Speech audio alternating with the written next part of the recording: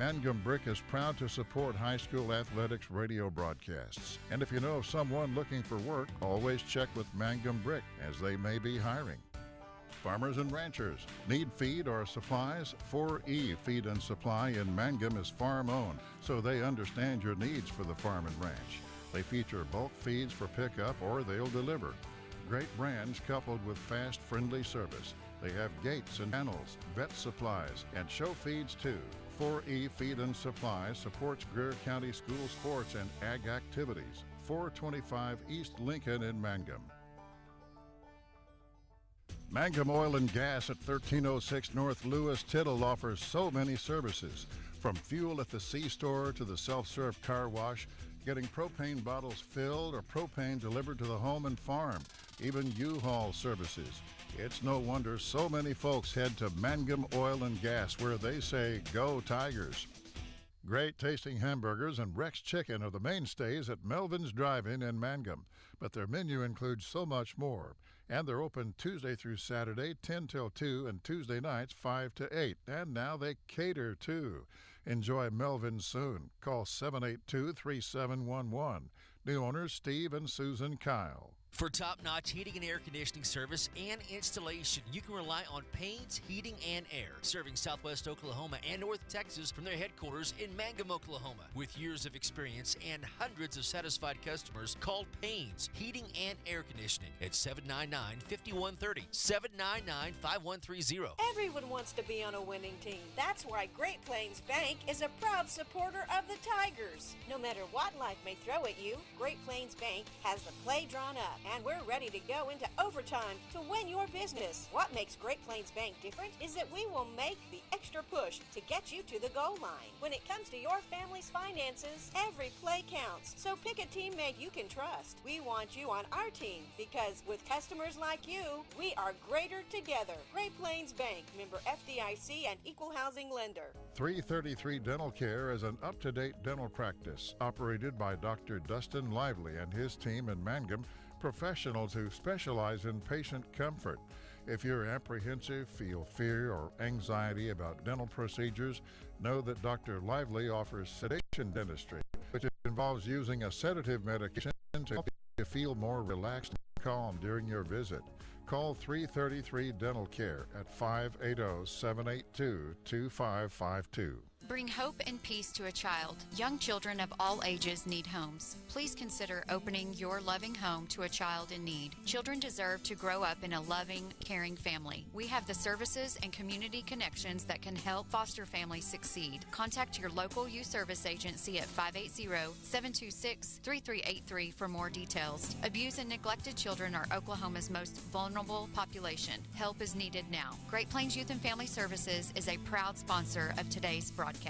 The Castle Insurance Agency of Mangum is celebrating 80 years in business and 4 decades of Mangum Tiger and Lady Tiger graduates. The Castle Insurance Agency has had and will continue to have a long-term commitment to support Mangum students on the field and off the field. For auto, home, farm, bonds, crop, oil field, or commercial insurance, please call or stop by the Castle Insurance Agency, 122 South Pennsylvania in Mangum. Call 782-3049. That's 782-3049. The Castle Insurance Agency of Mangum. Taking care of your family is easy and convenient at the JCMH Family Care Medical Clinic in Mangum. Located at 114 South Lewis Tittle in Mangum, Dr. Lonnie Perryman and nurse practitioner Patty Burks provide a comprehensive, full-service family practice, including care for children and adults, including geriatrics. Call 782-3393 for appointments at the JCMH Family Care Medical Clinic in Mangum. Triad Home Health in Mangum is locally owned and offers nursing, physical therapy, occupational, wound care, IV therapy, and more. All administered by people who go above and beyond for you. Phone Triad Home Health today at 580-782-5800. That's 782-5800. When it comes to funeral homes, there are several to choose from. But choosing a funeral home that is locally owned offers the advantage of the local owners who are involved right here in the community, helping you during your time of need. Greer Funeral Home owners Carson and Stacy Van Zant are perfect examples of owners who offer that family-like connection that you'd expect from a friend and a neighbor. Greer Funeral Home in Mangum and Granite, providing dignity and respect. Travis Septic Tank Service can handle everything related to septic tank maintenance and cleaning, including commercial applications. Call Travis Septic Tank Services at 580-782-2384. That's 782-2384. Travis says, "Go Mangum Tigers." Folks in Mangum know what to do when they need to quench a thirst, curb a hunger attack, or cool down with an ice cream. They just make the Loop at 918 North Lewis Tittle in Mangum. The Loop, supporting the Mangum Tigers and Lady Tigers. Friends, you need to take care of your eyes. Have regular checkups. Make an appointment with Dr. Michael Geiger, Geiger Eye Care in Altus, and now there's a Geiger Eye Care in Frederick. Dr. Michael Geiger and Sons, Seth and Bryce, well, they're good at what they do, so get your eyes checked. Geiger Eye Care, Altus and Frederick, proud to support Southwest Oklahoma youth in sports, in the classroom, in the showroom, whatever. That's Geiger Eye Care, Altus and Frederick, Mike, Seth, and Bryce Geiger, 580-482-1756. Wondering how Western Oklahoma State College can fit into your future? With 25 degree options and more than 20 student organizations, it's easy to join the Pioneer family. Western offers classes online and on campus, making it simple to fit an education into your schedule. Western's tuition is less than half of a four-year university's and offers many scholarship opportunities. To find out more about how your future is brighter at Western, visit wosc.edu. For over 4 generations, the Willis family and staff have worked to develop their skills, and with improved technologies, they can assure you of a monument that will stand the test of time. Their award-winning designers, expert stonecutters, layout artists, sandblast sculptors, and installation crew are here to serve you. Visit them online at willisgranite.com. Willis Granite Products, with locations in Granite, Oklahoma City, and Stillwater. Greer County Farm Bureau agents Mickey Lively and Steve Martin support high school sports. Mickey and Steve offer insurance for property, casualty, life, commercial, and crop insurance. They're at 231 North Oklahoma in Mangum. Phone 580-782-3827. Buy your Mangum Tiger Spirit clothing from locally owned CJ's Tiger Specialty Shop, where you'll find the best selection, quality, and the lowest prices. Greer County items, too. They'll design something especially for your group. CJ's is your one-stop Mangum School Spirit Shop, 1 block south of the high school, Mangum, Oklahoma. The Hamburger Inn in Mangum continues to be that special place people have enjoyed for generations. Good food prepared by your neighbors in a laid-back atmosphere where you really feel at home. Breakfast, lunch specials daily, and the famous fish fry every Friday night, or a great steak dinner on Saturday night. But you guys know about the Hamburger Inn in Mangum. We'll see you there. What does it mean to be a Mangum Tiger, you ask? Well, we are one town, one school, and one family. We may be a small town, but we have big dreams and a bright future ahead of us. This is Lori Laughlin from Stockman's Bank, member FDIC, and we are so proud to support the Mangum Tigers. Mangum Brick Company has been operating since the early 1900s. They're the largest private employer in Greer County. Mangum Brick is proud to support high school athletics radio broadcasts. And if you know of someone looking for work, always check with Mangum Brick, as they may be hiring.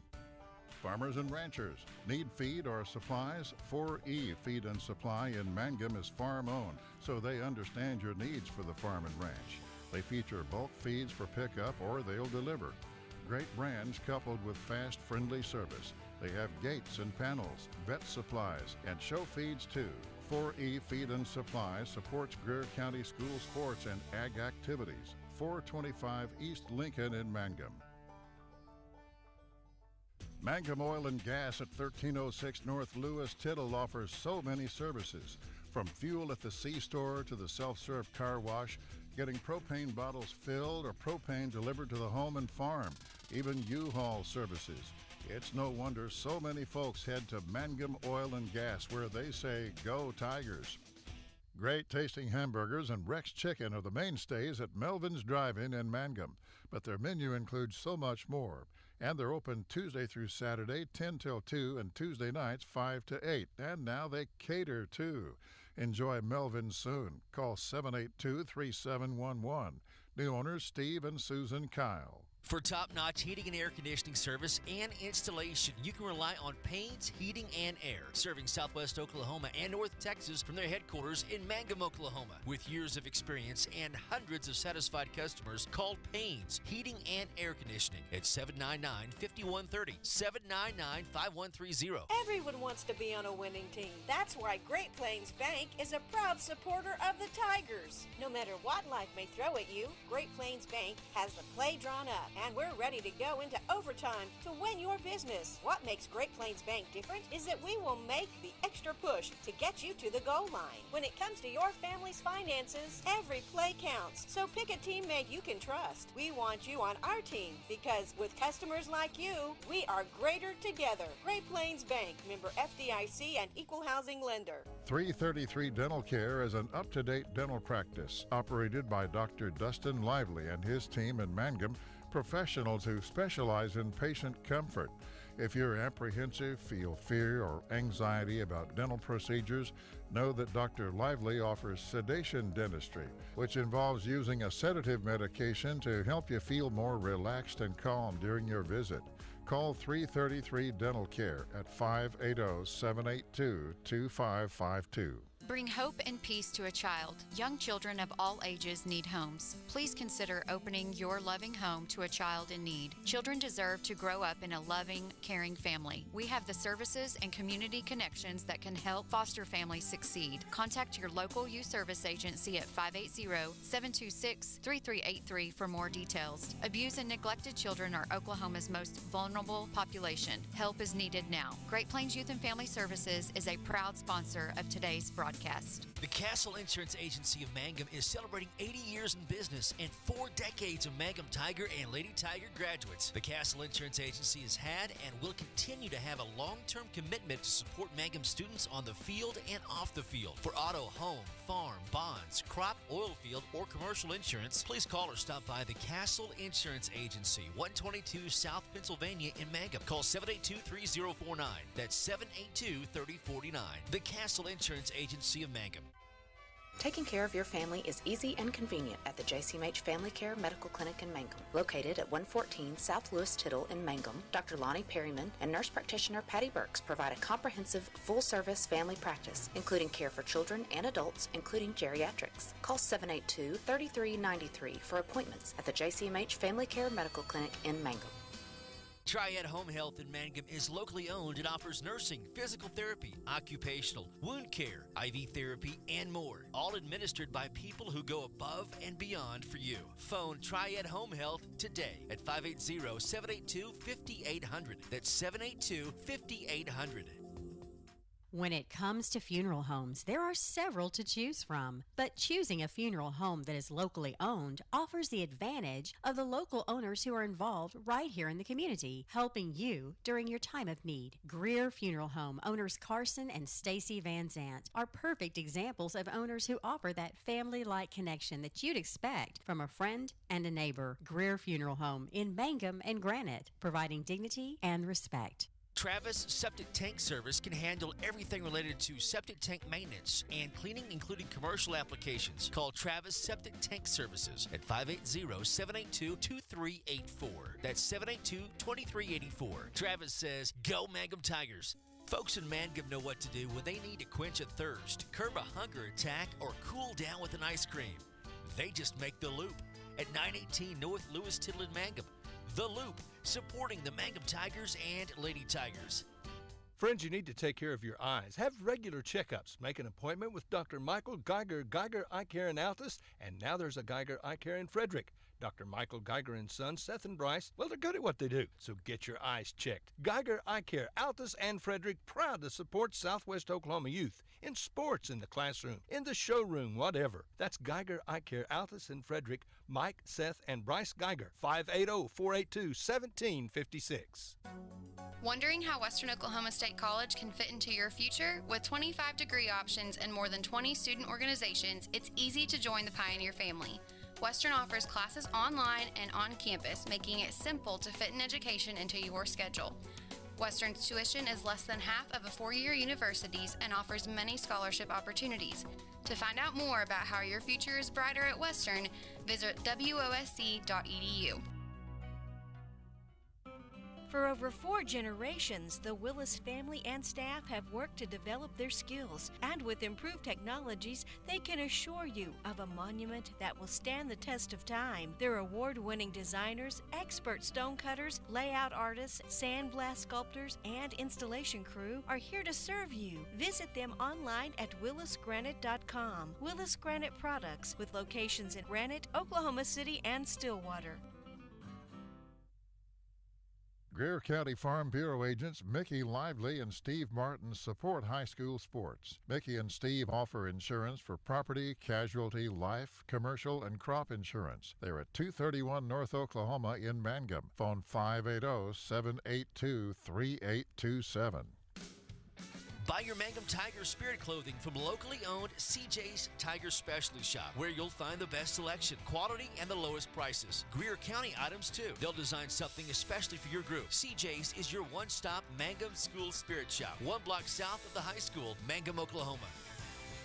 The Hamburger Inn in Mangum continues to be that special place people have enjoyed for generations. Good food prepared by your neighbors in a laid-back atmosphere where you really feel at home. Breakfast, lunch specials daily, and the famous fish fry every Friday night, or a great steak dinner on Saturday night. But you guys know about the Hamburger Inn in Mangum. We'll see you there. What does it mean to be a Mangum Tiger, you ask? Well, we are one town, one school, and one family. We may be a small town, but we have big dreams and a bright future ahead of us. This is Lori Laughlin from Stockman's Bank, member FDIC, and we are so proud to support the Mangum Tigers. Mangum Brick Company has been operating since the early 1900s. They're the largest private employer in Greer County. Mangum Brick is proud to support high school athletics radio broadcasts. And if you know of someone looking for work, always check with Mangum Brick, as they may be hiring. Farmers and ranchers need feed or supplies? 4E Feed and Supply in Mangum is farm-owned, so they understand your needs for the farm and ranch. They feature bulk feeds for pickup or they'll deliver. Great brands coupled with fast, friendly service. They have gates and panels, vet supplies, and show feeds too. 4E Feed and Supply supports Greer County school sports and ag activities. 425 East Lincoln in Mangum.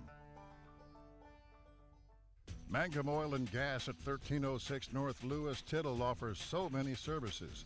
From fuel at the C-store to the self-serve car wash, getting propane bottles filled or propane delivered to the home and farm, even U-Haul services. It's no wonder so many folks head to Mangum Oil and Gas, where they say, "Go Tigers."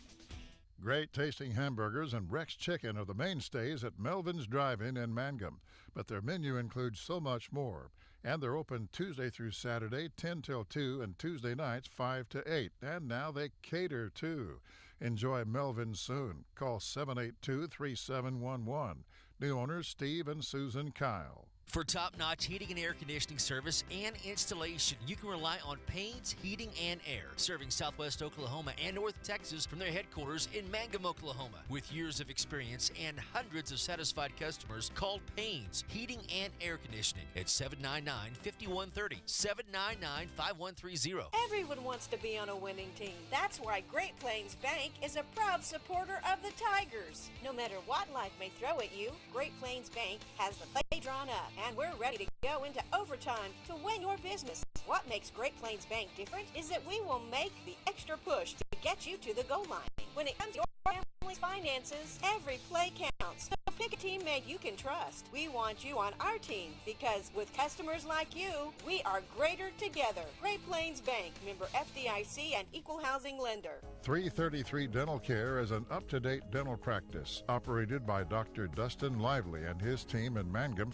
professionals who specialize in patient comfort. If you're apprehensive, feel fear or anxiety about dental procedures, know that Dr. Lively offers sedation dentistry, which involves using a sedative medication to help you feel more relaxed and calm during your visit. Call 333 Dental Care at 580-782-2552. Bring hope and peace to a child. Young children of all ages need homes. Please consider opening your loving home to a child in need. Children deserve to grow up in a loving, caring family. We have the services and community connections that can help foster families succeed. Contact your local youth service agency at 580-726-3383 for more details. Abused and neglected children are Oklahoma's most vulnerable population. Help is needed now. Great Plains Youth and Family Services is a proud sponsor of today's broadcast. The Castle Insurance Agency of Mangum is celebrating 80 years in business and 4 decades of Mangum Tiger and Lady Tiger graduates. The Castle Insurance Agency has had and will continue to have a long-term commitment to support Mangum students on the field and off the field. For auto, home, farm, bonds, crop, oil field, or commercial insurance, please call or stop by the Castle Insurance Agency, 122 South Pennsylvania in Mangum. Call 782-3049. That's 782-3049. The Castle Insurance Agency of Mangum. Taking care of your family is easy and convenient at the JCMH Family Care Medical Clinic in Mangum. Located at 114 South Lewis Tittle in Mangum, Dr. Lonnie Perryman and nurse practitioner Patty Burks provide a comprehensive, full-service family practice, including care for children and adults, including geriatrics. Call 782-3393 for appointments at the JCMH Family Care Medical Clinic in Mangum. Triad Home Health in Mangum is locally owned and offers nursing, physical therapy, occupational, wound care, IV therapy, and more. All administered by people who go above and beyond for you. Phone Triad Home Health today at 580-782-5800. That's 782-5800.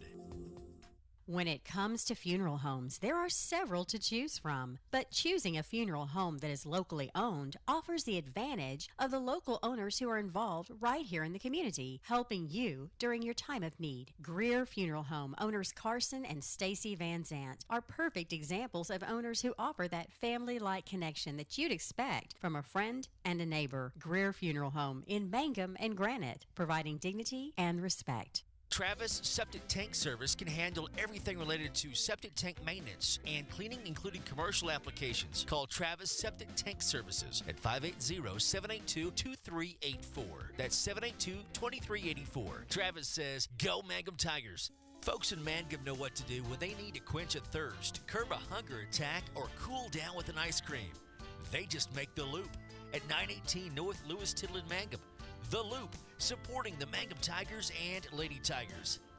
Friends, you need to take care of your eyes. Have regular checkups. Make an appointment with Dr. Michael Geiger Eye Care in Altus, and now there's a Geiger Eye Care in Frederick. Dr. Michael Geiger and Sons, Seth and Bryce, well, they're good at what they do, so get your eyes checked. Geiger Eye Care, Altus and Frederick, proud to support Southwest Oklahoma youth in sports, in the classroom, in the showroom, whatever. That's Geiger Eye Care, Altus and Frederick, Mike, Seth, and Bryce Geiger, 580-482-1756. Wondering how Western Oklahoma State College can fit into your future? With 25 degree options and more than 20 student organizations, it's easy to join the Pioneer family. Western offers classes online and on campus, making it simple to fit an education into your schedule. Western's tuition is less than half of a four-year university's and offers many scholarship opportunities. To find out more about how your future is brighter at Western, visit wosc.edu. For over 4 generations, the Willis family and staff have worked to develop their skills, and with improved technologies, they can assure you of a monument that will stand the test of time. Their award-winning designers, expert stonecutters, layout artists, sandblast sculptors, and installation crew are here to serve you. Visit them online at willisgranite.com. Willis Granite Products, with locations in Granite, Oklahoma City, and Stillwater. Greer County Farm Bureau agents Mickey Lively and Steve Martin support high school sports. Mickey and Steve offer insurance for property, casualty, life, commercial, and crop insurance. They're at 231 North Oklahoma in Mangum. Phone 580-782-3827. Well, hi again, everyone. Welcome to baseball here on Classic Hits 97.7 as we get ready for today's matchup between the Cache Bulldogs and the Mangum Tigers. And a little bit delayed getting on the air here this afternoon because, well, the wind is blowing again. Yesterday it howled out of the southwest at upwards of 55 and 60 miles an hour. Today it's decided to blow out of the northwest. Not quite as strong, but still 35. Some gusts up to 40 miles an hour. And because of that, It was a difficult bus ride from Cache to Mangum, that east-west Highway 62. You can imagine what it must be like to drive a high-profile vehicle. So Michael Fisher and company, they left in plenty of time to get here, but that wind really slowed them down. And so a little bit late getting underway, but we've got baseball coming up. We do have sunshine and blue sky right now, but it is cold. There is no question about that. In fact, I looked at the thermometer a minute ago here in Mangum, and I think the temperature is telling me that it's, hold on just a second, let you feel warm at home. Well, it says that it's 57 degrees. I don't believe that for a minute, and I don't think you do either. So we get ready for this one. Should be a lot of fun. Couple of good ball clubs. Cache coming in with a record of 2-2, a 4A school that has had a couple of ball games washed out because of Mother Nature. Meanwhile, Mike Wentz's team is at 5-0. And they have been able to dodge the raindrops so far. So this will be a fun one, should be a good one as we get underway. I will tell you that I'm somewhat protected from the elements. I want to thank Mike Wendt, want to thank Casey Kroom and all the folks who cleaned up the press box here. We're kind of sitting outside, but we don't have all of our equipment outside, simply because if we did, the wind would be blowing our camera over repeatedly, and you would hear that howling in our headsets as well. So we are somewhat sequestered, but out there in the elements nonetheless. I've got on like 4 shirts and a big heavy Nike jacket as well. Before we get your starting lineups and hand the first pitch, we got to thank Ken Hamilton. It was one of those days for me at the Department of Human Services, running around with my head off. Got away at about 3:30, went home, changed, put on those warm clothes that I talked about. Thought I had everything ready to go. I get here in Mangum in plenty of time to get all the equipment set up, but I forgot my bag that contained my headsets. And so Chad Fox able to track down Ken Hamilton. Hamilton had a couple of extra headsets, said, yeah, you can use them. It'll cost you $100 an hour. So I'm taking up a collection right now. Ken, thank you so much. And also, Dana Wendt, thank her, because in that same bag that my headsets are located, you'll also find my scorebook. And so I had to bum off of her as well. So with all of that said, we'll take one timeout, come back, have the starting lineups, and get your opening pitch. We've got Cache and Mangum coming up. High school baseball on a windy Thursday afternoon in Mangum. We are Classic Hits 97.7. Buy your Mangum Tiger Spirit clothing from locally owned CJ's Tiger Specialty Shop, where you'll find the best selection, quality, and the lowest prices. Greer County items, too. They'll design something especially for your group. CJ's is your one-stop Mangum School Spirit Shop, 1 block south of the high school, Mangum, Oklahoma. The Hamburger Inn in Mangum continues to be that special place people have enjoyed for generations. Good food prepared by your neighbors in a laid-back atmosphere where you really feel at home. Breakfast, lunch specials daily, and the famous fish fry every Friday night, or a great steak dinner on Saturday night. But you guys know about the Hamburger Inn in Mangum. We'll see you there. What does it mean to be a Mangum Tiger, you ask? Well, we are one town, one school, and one family. We may be a small town, but we have big dreams and a bright future ahead of us. This is Lori Laughlin from Stockman's Bank, member FDIC, and we are so proud to support the Mangum Tigers. All right, here we go. Set for Mangum and Cache in a baseball game this afternoon. As we mentioned, Mangum coming in with a record of 5-0, Cache at 2-2 on the season. Michael Fisher will go with Hayden Nunley and Kyle Mullen. Alex Smith will bat third this afternoon. The middle third has Phoenix Medina, Cade Klimmer, and Keegan Fink. And then the bottom third of the lineup for the Bulldogs, Jackson Permenter, Grant Goodman, and Rusty Fisher. For the Bulldogs, Nunley, Mullen, and Smith, Medina, Klimmer, and Fink. Permenter, Goodman, and Fisher. The 9 in the batting order for the Bulldogs. They're dressed in their road gray uniforms with the red numerals and the red trim. Meanwhile, defensively, Mangum will go with Henry Lopez on the mound. Lopez's battery mate here this afternoon will be Sean Booth. Over at first base, you'll find Brooks Cross. Skyler Scott is the second baseman. At third, Colton Laughlin. At shortstop this afternoon, it will be Jet McAlexander. And in the outfield, Leighton Ketchum is in left. In center field, you will find Brett Perry. And the right fielder here this afternoon for the Mangum Tigers is Jackson Warner. So we're just about ready to get this one underway there despite what every schedule that I had said that Mangum and Snyder were playing softball this afternoon at Snyder, I got a text earlier today from Richard Carney. He said, no, those games are being played at Mangum, so they've got softball going on in Mangum as well. Snyder in town to take on the Lady Tigers, but I promise they said it on OSSAA, and the little pocket schedule that I had Mangum playing at Snyder. So, Coach, thank you for correcting me and showing me the right path. Mangum in their home black tops with orange numerals, orange rim, and in their white slacks, if you will, pants. They're not slacks. Just about ready to get this one underway. Mangum and Cash. Classic Hits 97.7, OKSports.tv, and our Facebook Live page. The first pitch swung on and missed. And Nunley down in the count 0-1. Nunley, a name that you should be familiar with over there at Cash. Lonnie, his dad, the athletic director. 0-1 pitch on the way here to the center fielder. Upstairs and in, and the count will go level now at 1-1. I tell you what, this scorebook that Mrs. Went gave me, this is big time here. I don't know that I'll be able to actually use all the places where I can mark things. Boy, I tell you what, talking about marking things, Nunley just marked the baseball into center field for a base hit, so Nunley aboard with a leadoff single here in inning number 1. Nunley right on that fastball from Henry Lopez. So a runner aboard here in inning number 1, the leadoff runner aboard for Kyle Mullen. Mullen, the second baseman, and generally second basemen are people who can handle the bat well. You would expect Mullen maybe to be bunting Nunley over to second. Let's see. First pitch from Lopez. He shows bunt down the third base line and fielded by Laughlin. Long throw in time for out number 1. Colton did a good job of going ahead and making the play. There was an opportunity maybe for that ball to roll foul, but the grass is pretty lush, pretty thick. It stayed fair. And on the sacrifice, 5-3. The first out of the inning recorded there. As Mullen is retired, but advancing to second base on the play will be Nunley.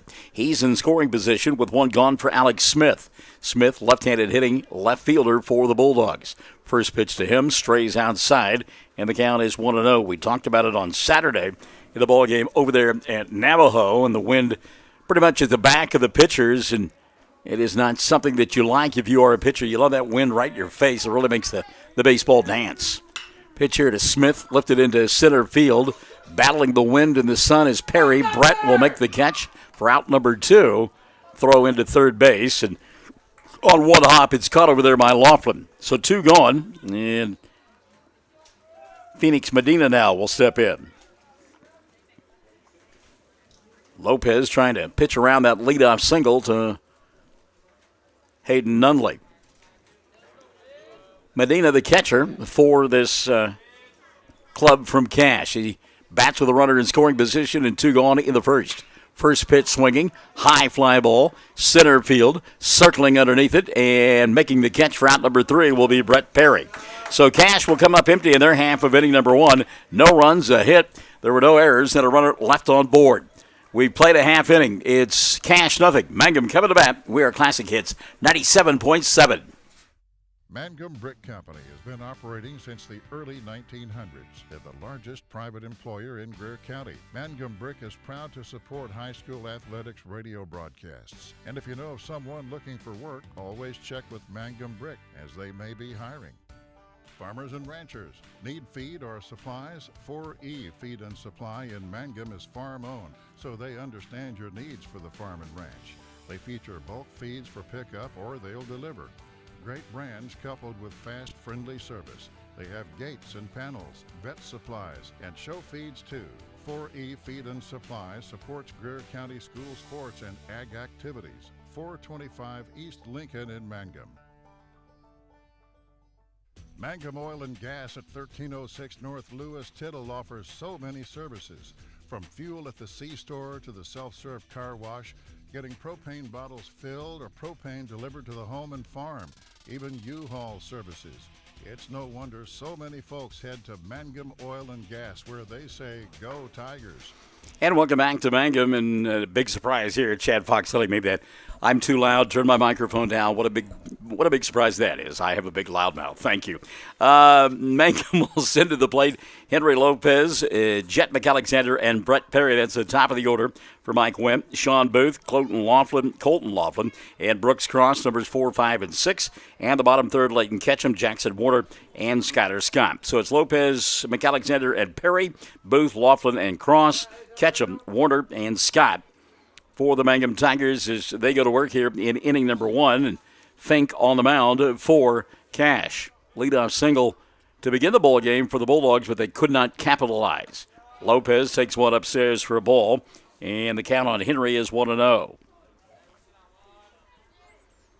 Lopez in that game on Saturday had a triple, drove in a couple of runs. 1-0 offering on the way here, outside for a ball, 2-0. Mangum winning their season opener a week ago, beating Canute 3-2, and then won 3 games at the Navajo Festival over the weekend. Outside for a ball, the count 3-0 on Lopez. And then played Snyder on Monday and beat the Cyclones 14-4. 3-0 pitch now from Fink to Lopez. Fastball right down Broadway, and the count moves to 3-1. Lopez, McAlexander, and Perry here in inning number 1. 3-1 offering on the way. Henry late on that one, ticked foul, caught by the catcher, and the count now full, 3-2. Medina, it's one of those things you put the glove where you think the ball might go and you hope that it sticks after that tick. Payoff pitch on the way here from Fink. Lopez swinging this, gone on strikes, and a good piece of pitching there by Mr. Fink as he started off 3-0 and then came back with 3 straight strikes and got Lopez swinging for round number 1. So Lopez gone. Here's Jet McAlexander, the shortstop this afternoon. By the way, Jet's dad, Mike, checking out the broadcast on oksports.tv. Always a pleasure to have Mike alongside. First pitch to McAlexander, outside for a ball, the count 1-0. Of course, the wind been the big subject at hand the last couple of days, and blowing out of the north and northwest this afternoon, which means it blows from the left field to the right field corner. Here at Mangum Ballpark, pitching the dirt, and the count 2-0 now on McAlexander. 372 to the alley in left center, 368 to the alley in right center, 319 down the left field line, and just 295 down the right field line. 2-0 pitch here. There's a little looping line drive that will get by the second baseman. Mullen gave it a shot, but it just kept tailing away from him, and a one-out single here for Jet McAlexander. Good piece of hitting there by McAlexander. And a tough play for Mullen, the second baseman. Had a long way to go for it, as we mentioned, and kind of cued off the end of the bat, and that wind making it spin even more goofy than it normally would. So Brett Perry will step in. Perry on the defensive end of a couple of fly ball outs in that top half of inning number 1. First pitch on the way to Brett. Had a notion, laid off of it, and the count 1-0 on the center fielder from Mangum. Look out there at the right fielder, Mr. Goodman, and he is not real deep. As we mentioned, it's 295 down the line and just kind of at medium depth. And if the wind does get some help of a baseball, it's towards that right side. Perry looks at one down low, and the count now 2-0 on Brett. Sean Booth, who has been scalding the baseball, waiting in the on-deck circle. We play here in the bottom half of inning number 1, no score. Mangum with a runner aboard. Then it's Jet McAlexander, and count 2-0 on Perry. Brett will take a strike, and it's 2-1 on Brett Perry. Dunley led off the ball game for Cash with a solid single to center, but he was left stranded there. Count now 2-1 on Brett Perry. Pretty good lead from McAlexander over at first. Brett takes strike 2, and it's 2-2, and the hometown fans didn't like the call at all. Of course, the Cash fans said, yeah, that's a great pitch right there. So the count level now on Brett, 2-2. He'll have to shorten up a little bit, try to put something into play. 2-2 offering on the way. It's a whacked foul outside the Cash dugout, and we'll go back, Jack, and do it all over again. Talked about that softball team playing this afternoon at home against Snyder, despite what your schedule might have said and what mine said. the Mangum Softball Festival Monday and Tuesday in Mangum. We'll have the ball games involving the Lady Tigers. Perry rolls this one foul on the first base side. And the count will stay at 2-2. And the schedule here I know is correct because I got it directly from Richard Carney. Play will begin on Monday. And at 11 o'clock, Tipton and Hammond will play the first game of the tournament. Mangum will play at 3 against Arnett, and then at 7 that night against Binger Oni. This one's off the fist, rolled towards first base. Perry trying to race the pitcher there, and what did they make the call? Safe! Well, a bang-bang play over there at first base, and you hope that Fink is okay. He stretched for that bag and kind of slid off of it, and I don't know that Brett didn't catch him on the foot as well, and now the umpires are maybe going to have a conversation about that play at first base. Tyson Morley, the field umpire, signaled safe. So for now, Brett is over there, and now they call him out. So, kind of interesting there, and Mike Wynn going to come down and have a conversation, maybe find out what it is. Morley's going to come over and tell him. Wind blowing too hard for me to listen in from this distance. Now, I'd like to know what that call was, other than out. Morley called him safe. Home plate umpire said no, he's out. And so there are 2 gone. Runner at second base. McAlexander advancing on the fielder's choice. That went 1-3. See if Booth can get him home with 2 outs. Pitch outside to Sean. And the count 1-0 on Booth. So off the fist of Perry, a slow roller, and a good job by Fink to go get the baseball. And that was actually 3 unassisted, or 1 unassisted, not 1-3. And Fink stretching for the bag, and he and Brett getting there at about the same time, and the call eventually was out. Strike here to Sean. Count level at 1-1 on Booth. McAlexander runs well. He's at second with 2 gone. Cash had a runner at second base in the first inning and couldn't plate him. 1-1 offering on the way here to Sean. Curveball in the dirt, and the count now 2-1 on Booth. Nice job that time by the catcher Medina to smother the baseball. Now he's kind of doing a little repair work. Booth already in mid-game form, that shirt in the back untucked. So the count 2-1 on Booth. Fink's 2-1 pitch on the way. Had a notion, laid off. It's a cold strike anyhow, and the count 2-2 now on Booth. Sean thought that was inside underneath his hands, and talked about it on Saturday. It may have been, but boy, when you crowd the plate and you get your hands over the plate in your stance, they're going to call a strike on you. 2-2 pitch on the way here, and that one is too far inside. Runs the count full down 3-2. So full count on Booth. Colton Laughlin waiting in the on-deck circle. And it is a chilly afternoon, and the sun has given way to clouds here, and that makes it even that less comfortable. Pitch on the way to Booth. Hit foul on the right side, and we'll go back and do it all over again. Count full on Sean, 3-2. Bunch of pitches already early on for Mr. Fink. Remember, he ran the count full on Lopez. Threw 5 pitches to Perry, and now is on pitch number 7 on its way to Booth. Payoff pitch on the way. Sean, little nubbler that is foul. And we'll go back again and do it all over with. I don't know that didn't hit off of Sean's foot when that ball came off and rolled out into foul territory. Never feels good, but on a cold afternoon, it's even worse. So Keegan Fink set to go to work again. 3-2 pitch on the way. Lifted foul and out of play. Good job by Booth just to fight that one off. And it'll stay full. So neither ready to give in just yet.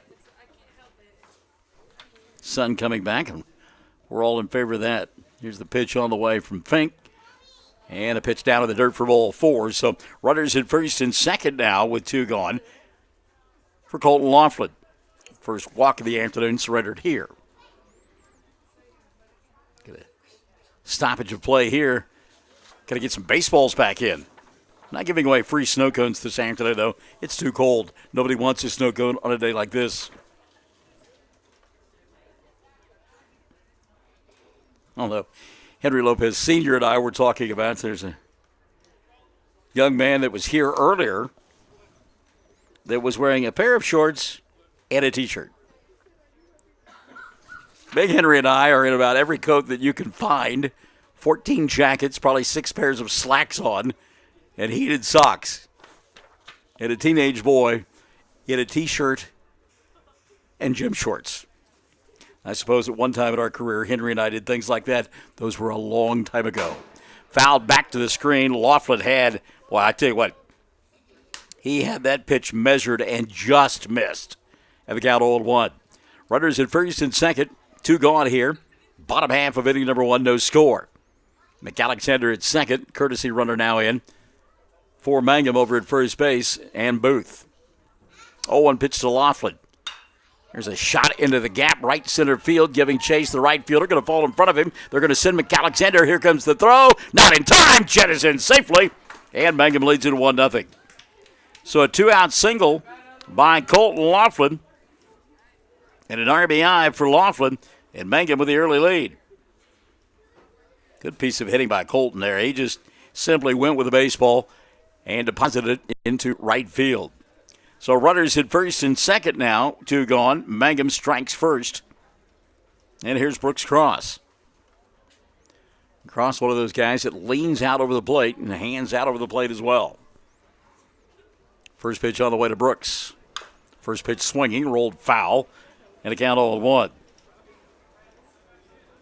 Well, Mangum got their hitting shoes on early on. I mean, there's a lot of first pitch swinging here this afternoon. So the count 0-1 on Cross.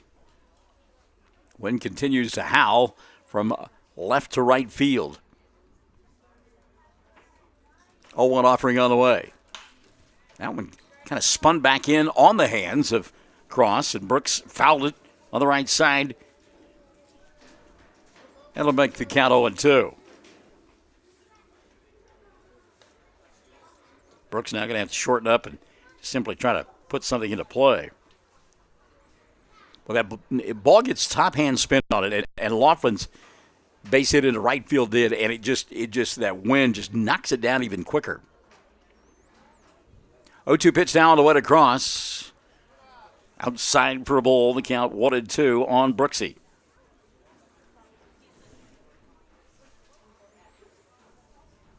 Cross going to step out now, kind of reconfigure his thought process. So runners at first and second, 2 gone, 1-0 ball game. Now throw back behind the runner, and back in there safely. Got a courtesy run in there for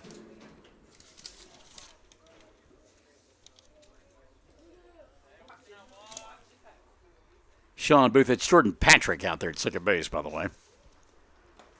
Cross takes one inside for a ball. Thought it was going to hit him. He was going to hang in there and take one for the team, but it spun away, and that'll level the count out 2-2. So Patrick at second, the courtesy runner for Sean Booth. Colton Laughlin at first. He has an RBI single. 2 gone. Mangum on top, 1-0. The 2-2 pitch on the way from Fink. Gets away from the catcher, but the runners will stay put. And the count now full at 3-2 on Cross. So those runners will get an extra step as the merry-go-round will get underway. 3-2, 2 out. Here in inning number 1. Payoff pitch on the way. Lifted high in the air. Wind going to knock that one down and actually push it out of play for a foul ball. It looked like it was going to be a pop-up on the infield, and then the wind just grabbed it, kept shoving, and finally knocked it out of play. And another opportunity here for Brooks Cross.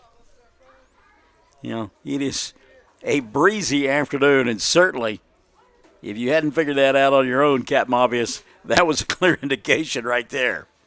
So again, the payoff pitch on the way to Brooks. Little ground ball towards short. Going to be a tough play. And throw not in time. Gets away. And that allowed Jordan to come in from third base. He will score standing up. And Mangum now leads it by a score of 3-2. Or 2-0, I'm sorry. So Cross going to get credited for an infield single, but you don't give him the RBI on the throwing error. Laughlin will wind up at third base on the play. And Jordan Patrick comes around to score the second run of the ball game. So a single and E6 on the play. Going to be a tough play over there for Jackson Permitter. Threw off balance, and again, the wind making that throw even tougher as it got up the line. So here's Leighton Ketchum.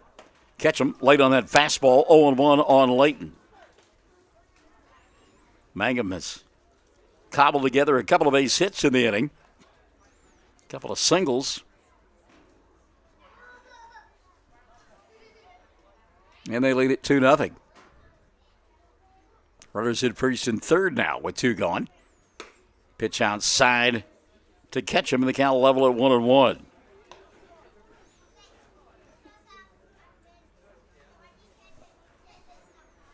Over at third base, Colton Laughlin. At first, Brooks Cross. Leighton Ketchum with a 1-1 count. Takes a ball outside and a count down 2-1.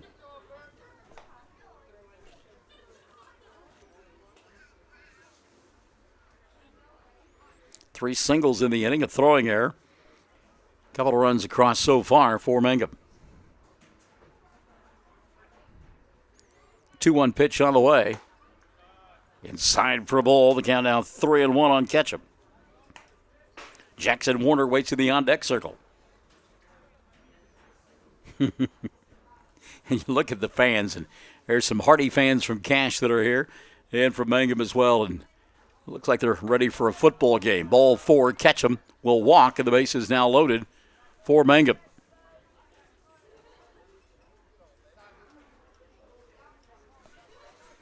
And that will get coaching staff to come out of the dugout for the Bulldogs and come out and have a conversation with Keegan Fink. It's been a long first inning for him. We talked about the number of pitches being delivered already, and counts have run deep here in inning number 1. Mangum loading the bases, and the 8th hitter of the inning set to come to the plate for the Tigers. Henry Lopez started off the ball game, looked at 3 straight balls, and then struck out on the next 3 pitches. McAlexander singled. Perry then rolled into a one unassisted that was a little bit controversial at the time. Then Booth came up with a single. Or check that, he walked. Sean Claude walked. Then Laughlin single, drove in a run. Cross with a single. An error on the play, throwing error, allowed the second run of the ball game to come in. And now a walk to Ketchum has loaded the bases. So the conversation comes to an end on the mound, and Keegan Fink now set to go to work on Jackson Warner. Check that outfield out there, and Alex Smith in left, Hayden Nunley in center, and Grant Goodman in right. Extremely shallow. First pitch on the way from Fink. Outside for a ball, and Warner ahead in the count, 1-0. And if you're Mike Wendt, you got to be telling your kids right now, just be patient up there. Take your time. Meantime, Henry Lopez trying to stay warm, literally and figuratively, in the bullpen. His little looping fly ball into shallow right field, and a nice play by the first baseman, Cade Clemmer, to go get that one for out number 3. Boy, Warner looked like he was going to get him a seeing eye single there, but Clemmer makes the play for out number 3, and it comes to a close. But Mangum, 2 runs in the frame, 2 runs on 3 hits. There was an error, and the bases were left loaded. At the end of 1, it's Mangum 2. Cash nothing. We are Classic Hits 97.7. Great tasting hamburgers and Rex chicken are the mainstays at Melvin's Drive-In in Mangum, but their menu includes so much more. And they're open Tuesday through Saturday, 10 till 2, and Tuesday nights, 5 to 8. And now they cater, too. Enjoy Melvin's soon. Call 782-3711. New owners Steve and Susan Kyle. For top-notch heating and air conditioning service and installation, you can rely on Payne's Heating and Air, serving Southwest Oklahoma and North Texas from their headquarters in Mangum, Oklahoma. With years of experience and hundreds of satisfied customers, call Payne's Heating and Air Conditioning at 799-5130, 799-5130. Everyone wants to be on a winning team. That's why Great Plains Bank is a proud supporter of the Tigers. No matter what life may throw at you, Great Plains Bank has the play drawn up, and we're ready to go into overtime to win your business. What makes Great Plains Bank different is that we will make the extra push to get you to the goal line. When it comes to your family's finances, every play counts. So pick a teammate you can trust. We want you on our team because with customers like you, we are greater together. Great Plains Bank, member FDIC and equal housing lender. All right, welcome back as we get set for the top half of inning number 2. And we find Mangum on top of Cache by a score of 2-0. As the Tigers came up with 2 runs on 3 hits and an error in that first inning of play. Leadoff single for Hayden Nunley for Cache, but he was left stranded out at second base. So the guy who made a nice play to end inning number 1 will lead it off here in the top half of the second. That's Cade Klimmer, the first baseman. Klimmer looks at a strike and it's 0-1. A 1 pitch on the way from Lopez, and that's a ground ball. Deep short, McAlexander going to set, throw, 1 hop. Got him! Ball, what a play by Jet. Boy, McAlexander went deep in the hole, got it on the hop, set, fired, made a perfect 1-hop throw. Fielded by Brooks Cross over there at first base for out number 1. Klimmer, big guy, rumbling down to first base and got him by a step for out number 1. So McAlexander, second game we have done on radio and OK Sports where he's turned in a sparkling play at shortstop, and that'll be the case all season long. Keegan Fink now will step in. Fink, an opportunity to help his own cause here. Keegan on the bump this afternoon for Cache. Swing and a miss here. As Lopez got that fastball right on by him, that'll level the count at 1-1. Jackson Permitter waiting in the on-deck circle, the shortstop for the Bulldogs. 1-1 offering on the way from Lopez. Good-looking pitch there, but apparently outside for a ball. And the count 2-1 on Keegan Fink. I don't know if we got on 94.7 over there in Lawton or not. There's a line shot foul down the left field line, and that'll level the count now at 2-2. There's been some talk the other day when Mangum was playing Lawton Eisenhower. We may put us on 94.7 over there. That's a sports animal station over there in the Lawton Metro, part of the Fox Radio Network. 1-2 pitch on the way to Fink. Curveball and strike 3. Yeah. I thought maybe for a minute the home plate umpire was mesmerized by that pitch and was going to make the call, but boy, Henry snapped that one off nicely for the second out of the inning. May I help you, Mr. Fink? No, thanks. Just looking. So the backwards king in the book for out number 2. That is the first strikeout of the afternoon for Lopez, and Jackson Permitter will step in. Permitter is the shortstop for Cache. Lopez overthrows that one outside for a ball. 1-0 on Henry.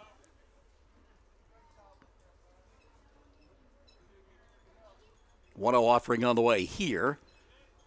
They used to call that a screwball. Is that a pitch anymore? Is that they call a lot of things a cut fastball? Maybe that was a cut fastball there. It's a ball, whatever it is. It's 2-0 on Permitter. This one's fouled back to the screen. Pretty good cut there by Jackson. And the count 2-1.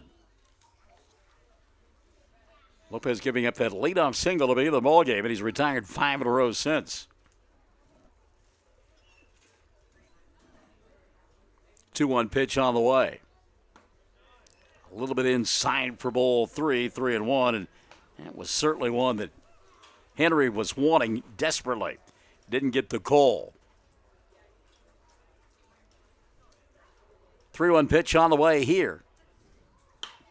Lifted into shallow center field. Perry coming on, still coming on, not going to get there. And that'll be a seeing eye single with 2 outs here in inning number 2. So the single for Permitter keeps the inning alive for Grant Goodman, the right fielder. Perry has caught a couple of balls out there in center field that he had to come in and find. And there was no way he was going to get to that one. In fact, I thought maybe Scott might get to it before anybody did.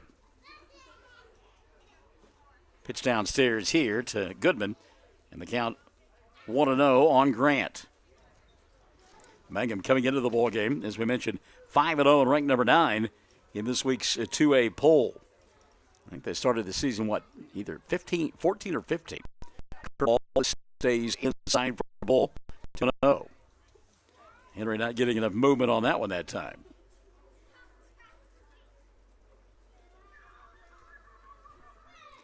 Runner at first, 2 gone. Mangum on top, 2-0. We play in the second, 2-0 offering here. Again, stays inside the count now, 3-0. So you would think that Grant Goodman would be taking all the way here. Bottom third of the lineup, trying to produce in inning number 2. 3-0 pitch. Henry tried to guide that one over home plate, didn't get it done, and a 2-out walk going to be surrendered here. So that'll put runners at first and second now with 2 gone. And the 9th place hitter, Rusty Fisher, will step in. Boy, you don't want to face Nunley with anybody on board. Just soon get the 3rd out here and have him lead off in the 3rd. Pitch downstairs, and a good job by Booth to keep that one out in front. And the count on Fisher is 1-0.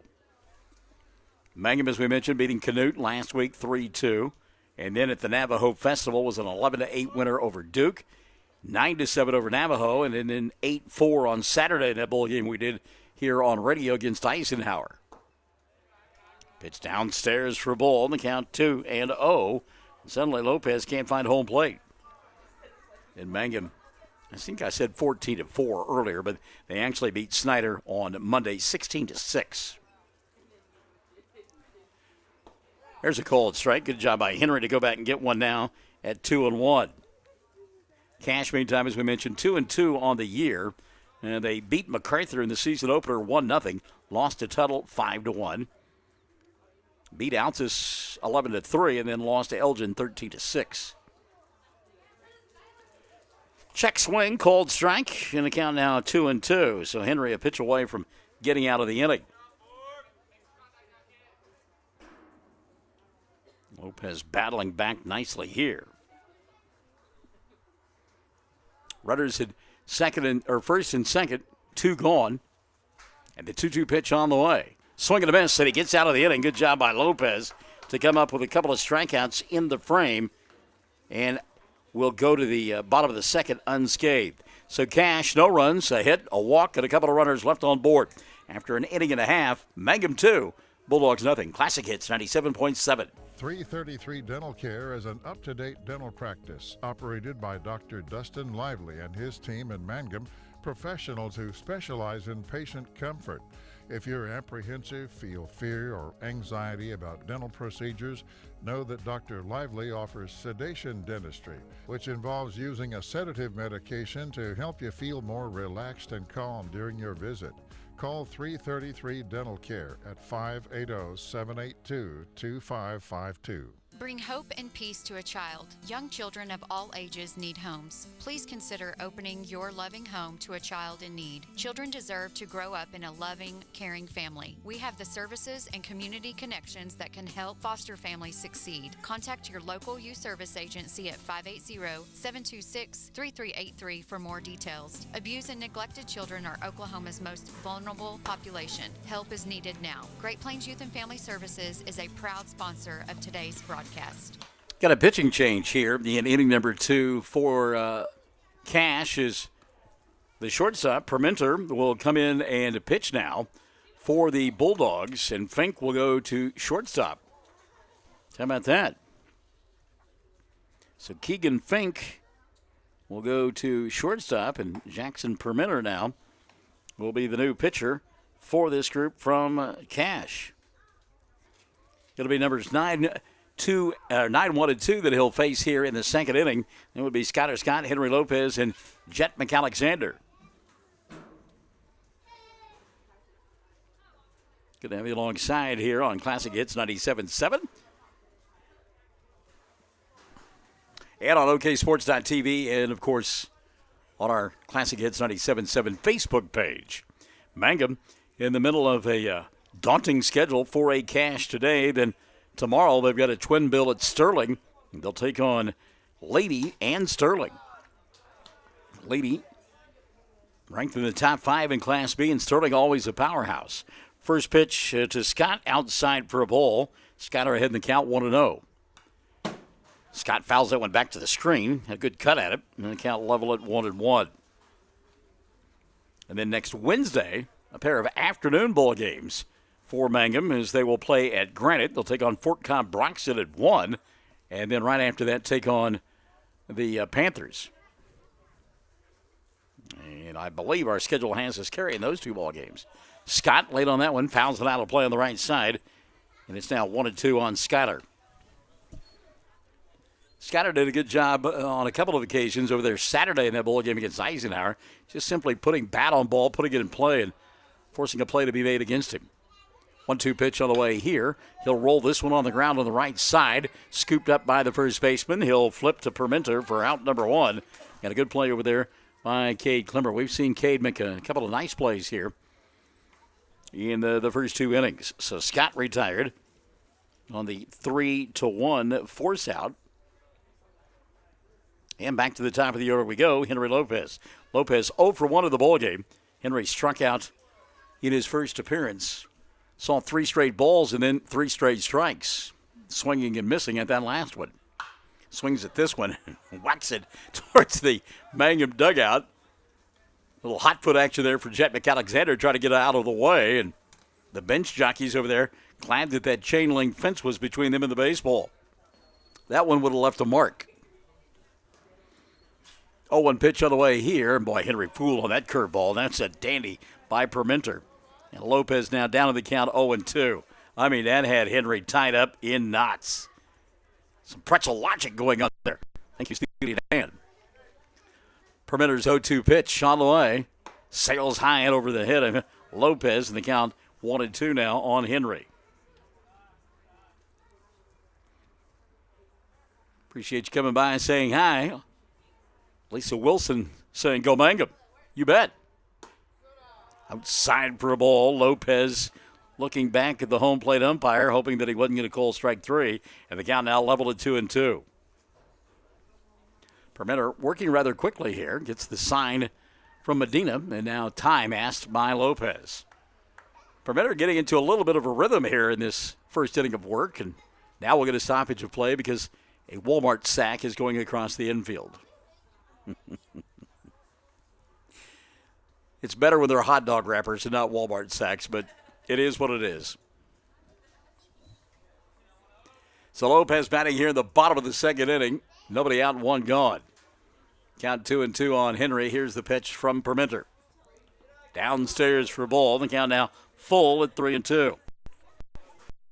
So Lopez going in the opposite direction of that first time he batted. See what he does here on the payoff pitch. Permenter getting the sign, and here he comes. 3-2 pitch. Ground ball, foul down the third base line. Well, the original hop looked like it was going to stay inside the bag, but it just went foul, and Henry will do it again at 3-2. Mention the fans, and they're hardy, and I'm telling you. 53 degrees, that's what it said earlier, and that is, as I said, that's generous.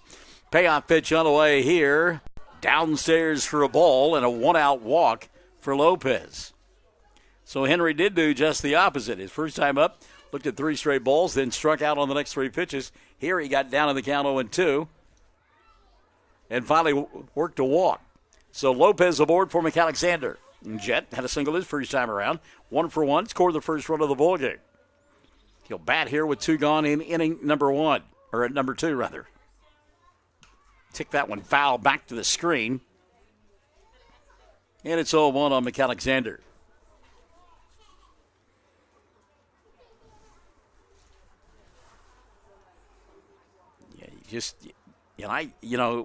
What was it? A couple of weeks ago we heard National Weather Service said it would be a spring, that it would stay cold late, and then all of a sudden we'd get severe weather. Oh, McAlexander fouls that one off the leg, and that hurts. I'm in pain with Jet right now. Count 0-2 on McAlexander. On a 95-degree day with humidity, that still hurts. On a 52-degree day with wind, it really stings. Jet's still thinking about it, trying to shake that one off. That's just brutal. Home plate umpire giving him as much time as he needs to recover. Jet says, yeah, I think I'm okay. Let's go ahead and give it a shot here. So McAlexander down on the count, 0-2, and here's the pitch. Downstairs for a ball, blocked nicely by Medina. In the count now, 1-2 on Jet. Over at first base, Lopez. Henry there with 2 gone in inning number 2. Mangum on top by a pair, 2-0.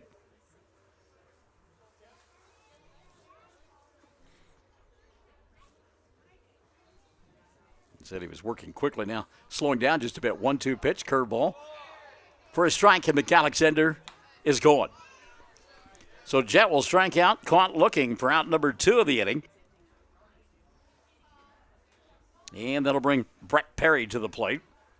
Brett grounded out 1 unassisted his first time around. Left-handed hitter, one of the few in the lineup. In fact, the only one in the lineup for Mangum here this afternoon.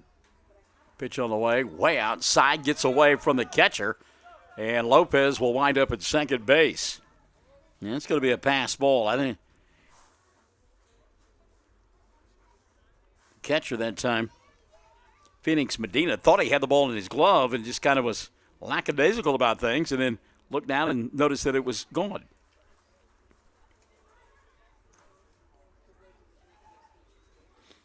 Mangum Lady Tigers will be playing at the Washington tournament tomorrow.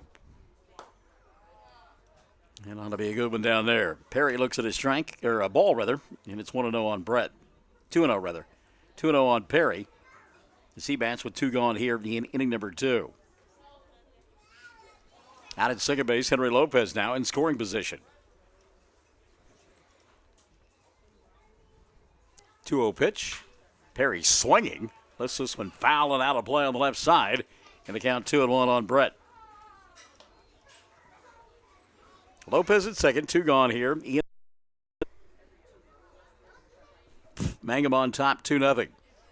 Perry looking to get a 2-out single and try to plate Lopez from second base.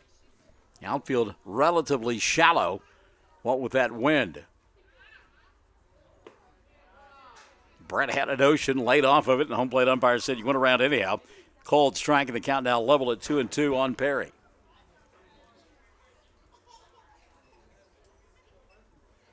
Bet you they're selling a lot of hot chocolate and coffee in the old concession stand, huh? Count 2-2 now on Perry. Here's the pitch. Just got a piece of it, and it'll stay at 2-2. That one may have been just off the plate, but close enough that Brett had to go ahead and take a hack at it. And just got enough of it to keep the at-bat alive. So the count's still 2-2 on Perry. Lopez out at second base for Mangum. Sean Booth waits on deck. And the 2-2 pitch on the way here. Swing and a miss. It was in the dirt, fielded nicely by Medina. He'll throw down to Klimmer at first base, and the inning will come to an end. Mangum comes up empty in their half of inning number 2. As a couple of strikeouts by Permitter to end the inning. No runs, and there were no hits, a walk, and a runner left on board. At the end of 2, It's Mangum 2 and Cash Nothing. We're Classic Hits 97.7. The Castle Insurance Agency of Mangum is celebrating 80 years in business and 4 decades of Mangum Tiger and Lady Tiger graduates. The Castle Insurance Agency has had and will continue to have a long-term commitment to support Mangum students on the field and off the field. For auto, home, farm, bonds, crop, oil field, or commercial insurance, please call or stop by the Castle Insurance Agency, 122 South Pennsylvania in Mangum. Call 782-3049. That's 782-3049. The Castle Insurance Agency of Mangum. Taking care of your family is easy and convenient at the JCMH Family Care Medical Clinic in Mangum. Located at 114 South Lewis Tittle in Mangum, Dr. Lonnie Perryman and nurse practitioner Patty Burks provide a comprehensive, full-service family practice, including care for children and adults, including geriatrics. Call 782-3393 for appointments at the JCMH Family Care Medical Clinic in Mangum. Triad Home Health in Mangum is locally owned and offers nursing, physical therapy, occupational, wound care, IV therapy, and more. All administered by people who go above and beyond for you. Phone Triad Home Health today at 580-782-5800. That's 782-5800. Top of the third set to begin here on Classic Hits 97.7. It'll be the top third of the lineup as well, due up for this group from Cash. It'll be Hayden Nunley, Kyle Mullen, and Alex Smith due up here in the top of the third. Mangum coming up with a couple of runs in the first inning. And have staked Henry Lopez to a 2-0 lead. Nunley singled his first time around and was left stranded at second base. Good piece of hitting his first time around. Looking to see if they had updated the weather forecast. See if the wind will ever settle down. 29 tonight's low. North wind at about 15 to 20. 56 tomorrow. 10 to 15 mile an hour winds. 20 for a peak. And then it begins to warm up just a little bit day by day through the early part of next week. In fact, now they're saying 68 by next Thursday. Little pop up on the right side or on the left side, and it'll go foul. Boy, Nunley tried to serve that one down the left field line, and the wind was holding it up and thought maybe he was going to push it back into fair territory, but fouled by inches, and it's 0-1 on Hayden. And Hayden would have been off to the races on that one. So 0-1 to Nunley. Ball down in the dirt, and the count level at 1-1. Leighton Ketchum had to run a long way to get to that baseball. Talk about how shallow Cash has played the first couple of innings defensively against Mangum. That is not the case for the outfielders from the Tigers' point of view. They are much deeper out there. Little pop-up on the right side, going back, and Jackson will reach up and make the play just shy of the warning track, and that's why Mike Wendt has his players deeper in the outfield than does Michael Fisher for Cash. That ball hit well by Nunley, and we talk about the wind pushing everything towards right field, and certainly that was the case. Good job by Warner to stay with it, and Jackson makes the play for out number one. One gone now for Kyle Mullen. Mullen looks at his strike, and it's 0-1 on Kyle. Kyle, no official at bats. Remember, he sacrificed Nunley to second base his first time around. 0-1 offering on the way here, off the fist, giving chase his cross. Brooks looks up, runs out of room, and it's 0-2 on Kyle Mullen, the second baseman for Cash.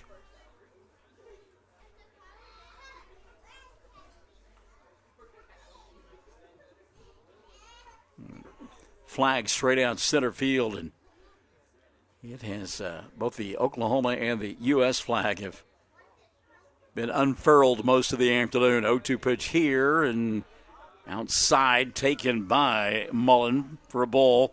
Count 1-2, and that ball took a funny hop as it spun out of the dirt and got a whole bunch of Sean Booth there. I don't know that didn't hit him in the man zone. 1-2 offering on the way here. Outside for ball 2, 2-2. Well, that's the thing.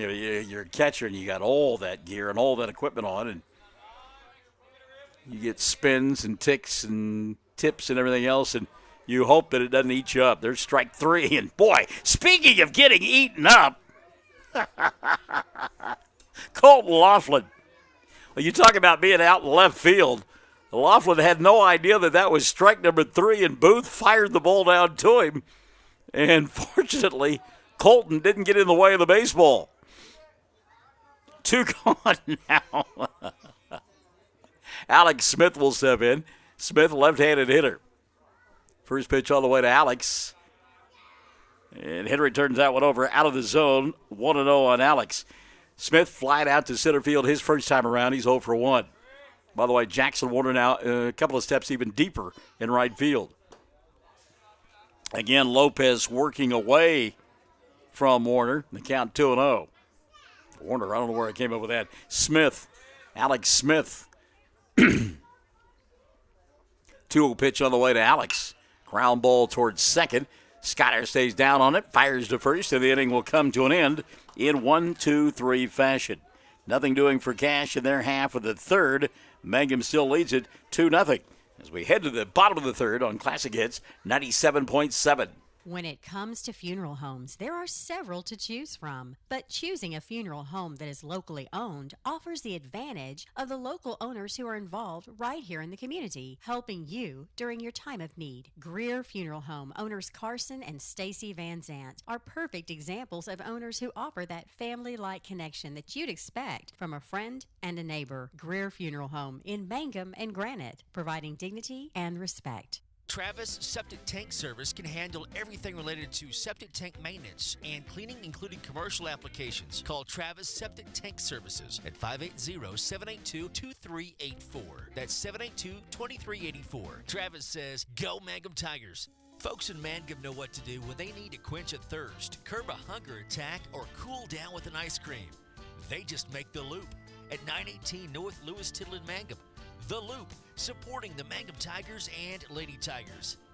Friends, you need to take care of your eyes. Have regular checkups. Make an appointment with Dr. Michael Geiger Eye Care in Altus, and now there's a Geiger Eye Care in Frederick. Dr. Michael Geiger and Son, Seth and Bryce, well, they're good at what they do, so get your eyes checked. Geiger Eye Care, Altus and Frederick, proud to support Southwest Oklahoma youth in sports, in the classroom, in the showroom, whatever. That's Geiger Eye Care, Altus and Frederick. Mike, Seth, and Bryce Geiger, 580-482-1756. By the way, Lisa Wilson watching on OKSports.tv, and she enjoyed that sparkling play in the top half of the inning by Jackson Warner out there in right field. That was a nice play by Jackson. All right, Sean Booth going to lead it off here in the third for Mangum. It'll be Booth, Laughlin, and Cross. And Sean looks at the ball. Count 1-0 on Booth.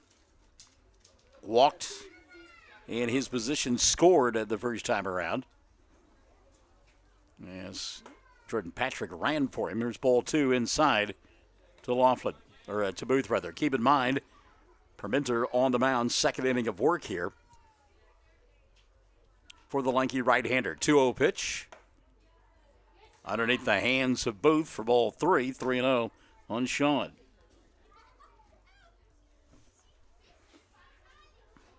Perminter ready to go to work. We like it. There's a fastball for his strike. The count 3-1 on Booth. He gets the ball, gets the sign, and he says, let's go play baseball. Booth trying to disrupt that timing somewhat. 3-1 offering on the way here. Swing and a miss, and it's 3-2. Showing a little bit out in front of that one. I like that. You work quickly and you keep your defense in the ball game. 3-2 pitch on the way here.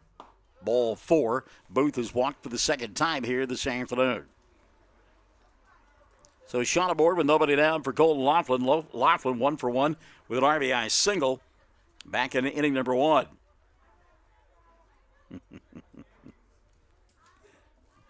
They won't pinch or they won't courtesy run for Booth right now. They did last time, but he was on base with 2 outs. That was one of the reasons. First pitch on the way to Colton. Downstairs for a ball. And the count 1-0. I was laughing looking down the line, and there's a couple of young boys, young bucks, 10, maybe 11 years old, and They are having a great wrestling match in the gravel. Mother would just be horrified if she saw them doing what they are. There's a pitch that gets all the way back to the screen, and Booth will thunder into second base. He's in scoring position with nobody out here in inning number 3. That had to be a wild pitch there. It's not even getting a glove on at that time, was Phoenix Medina. So a runner in scoring position, nobody out here in the 3rd. Let's see now if Mangum doesn't try to move Booth over from 2nd to 3rd with Laughlin.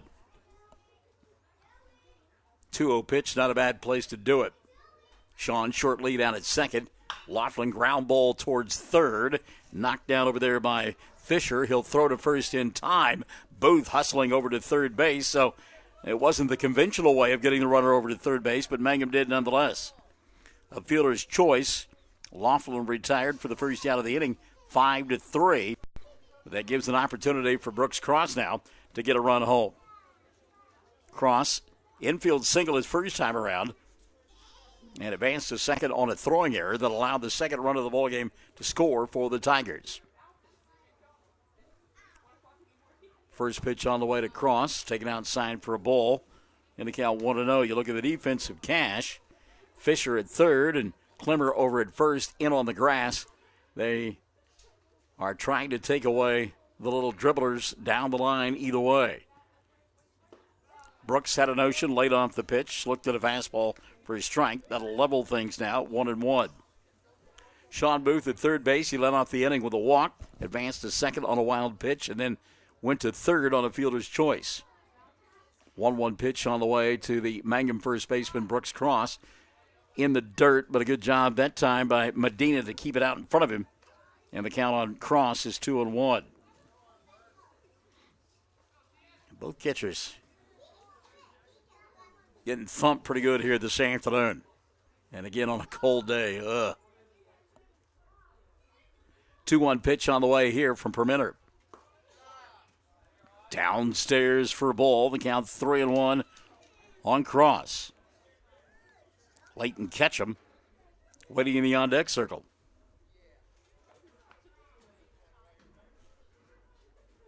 Three-one offering on the way here to Cross. Ball 4, he's aboard.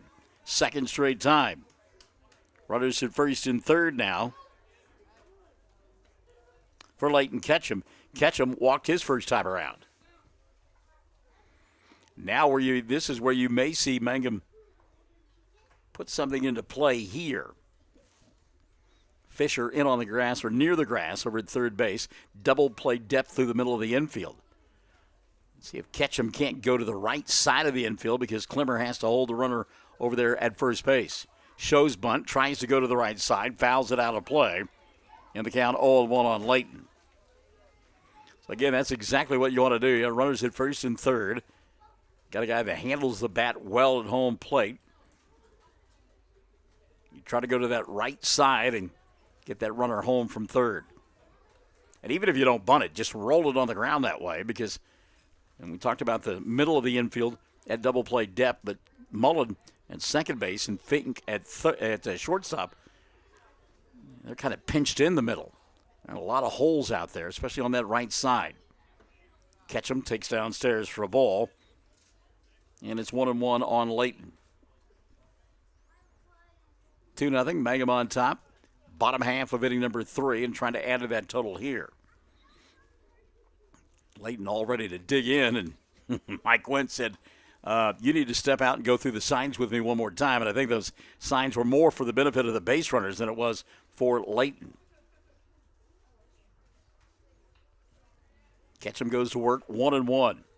Runners at 1st and 3rd, one gone here in the 3rd. There goes the runner towards 2nd. That's Cross. Now they try to throw behind and get Booth off balance. Don't get it done, and Sean Claude will dive into home plate, take up an acre of dirt, and score the 3rd run of the ball game.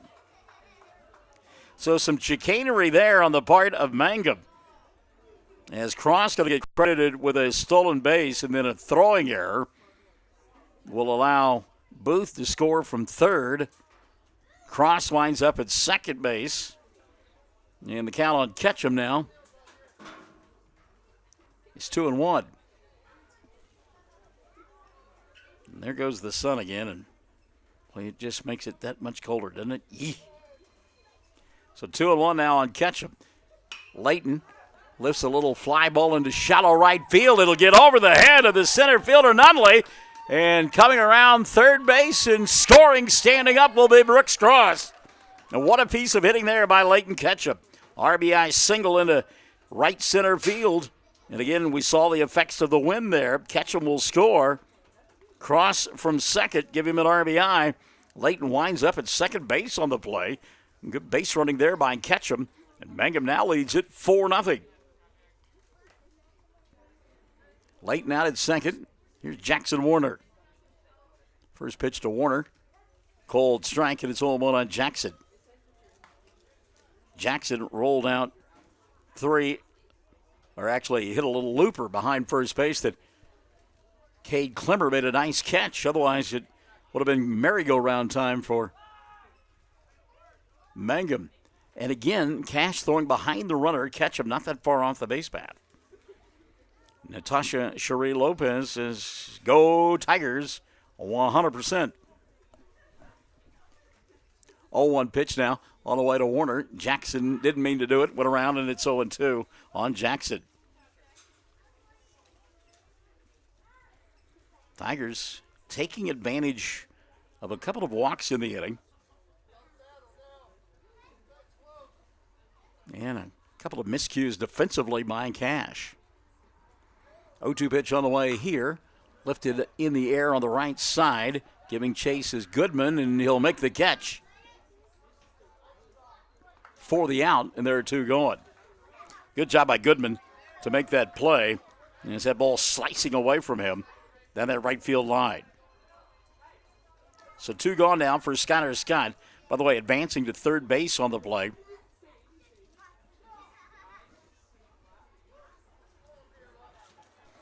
Is Layton Ketchum. So Ketchum at third with two gone. See if Scott can't get a run home with two gone in the bottom half of the inning. Skyler looks at one downstairs for a ball, and it's 1-0 on Skyler. Scott 0 for 1. Grounded out to Klimmer on a nice play that saw the pitcher covering and to get Skyler by a step. Fastball out of the zone. And the count now 2-0 on Scott. So Mangum trying to turn the lineup over here in inning number 3 on top 4-0. Scored 2 in the first, 2 more here in the third so far. And they've got a runner over at third base. Pitch outside for a ball. And that'll run the count to 3-0 on Skyler Scott. Shadows beginning to be just a bit of an issue now as they're crossing home plate, and the pitcher still bathed in sunshine. 3-0 pitch, ball 4.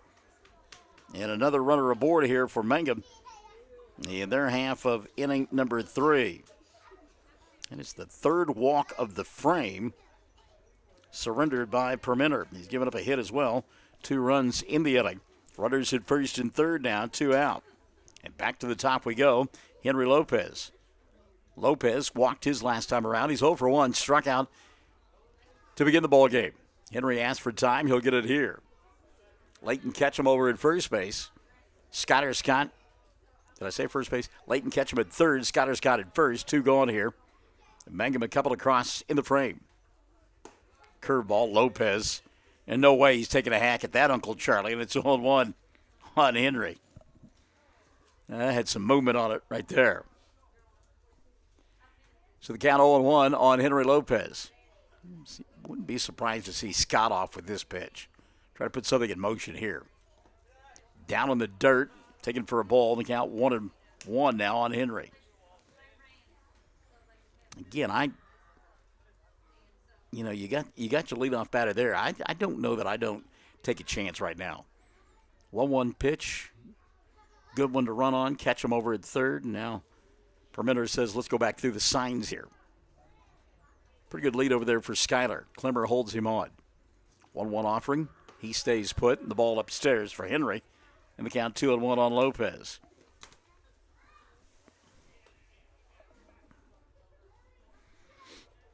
So the winner of 2019 decided to hang on. I guess spring officially begins next Wednesday. Is that correct? The vernal equinox, as it were. 2-1 pitch. Downstairs for ball 3. 3-1 now on Henry Lopez. Jet McAlexander waiting in the on-deck circle. Wind's settling down just a little bit, and I mean, it's almost comfortable when it does. I said almost. 3-1 pitch here. Ball 4, bases loaded, and another walk in the inning. Surrendered by Cash. So Lopez is at first. Scott goes to second, and Ketchum will hold at third. Chet McAlexander will step in. McAlexander singled and scored his first time around, struck out looking in the second. He's 1 for 2. Got a golden opportunity right now to break this one open for the Tigers. Curveball, and again, kind of like Lopez, mesmerized by the pitch, couldn't pull the trigger, and it's 0-1. And you got to be saying at home, well, how come he doesn't go back with that same pitch more often? Well, eventually the hitter catches up. This one's over the head of McAlexander for a ball, and the count 1-1. And that's another reason you just have a hard time getting it to snap off in this kind of wind. I think that's the 7th walk already surrendered by the pitching staff of Cash. McAlexander has one buzz his chin. It's a good thing he shaved this morning. 2-1 now on Jet. There's 2 walks in the first. 1 more in the second. Ground ball, foul. And it's 2-2 now on McAlexander. So a couple of walks in the first by the pitching staff of Cash. 1 more in the second. And then so far in the frame, there have been 4 walks. So, 7 walks on the afternoon already. We've just played 2 2/3 innings. Pitch on the way to Jet, outside for a ball. And that'll run the count full now, 3-2. Give the opportunity for the runners to get an extra step here. McAlexander, a huge gap in right center field. Good job by Permenter that time to step off and make sure that nobody get an extra step. And I wonder why that does. There are a lot of times I don't like folks stepping off or throwing, but the base is loaded and everybody taking off. That's one time I do like it. Nub foul by McAlexander, and it'll stay 3-2.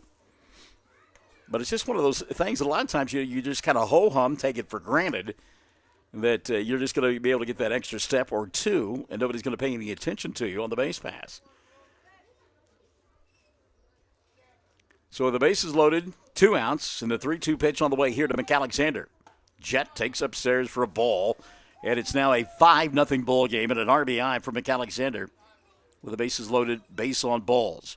Scoring from third base on the play will be Ketchum. 3rd run of the inning. Scott winds up at 3rd. To second base will go Lopez, and McAlexander at 1st with the RBI. Meantime, Michael Fisher coming out of the dugout to have a conversation with his kids, and you wonder if he makes a pitching change here. 5-0 ball game. Bottom half of inning number 3, and I spoke too soon about that wind beginning to settle down. It is not. It is getting cranked up once again. Do we have it in the shot? Can we see the flags out there in center field? Yeah, they are pushing hard towards that right field line. Casey Crew looks like he's ready to go on a hunting trip to the Colorado Rockies. Got gloves on that I think they must be heated. Or at least you can certainly use them to work coal. If you were cooking out, you wouldn't burn through those things that's so thick. Well, this is danger now for Permenter, and I don't blame Fisher going out and having a conversation with him. You got the bases loaded in Brett Perry, who hits the ball as hard as anybody at home plate.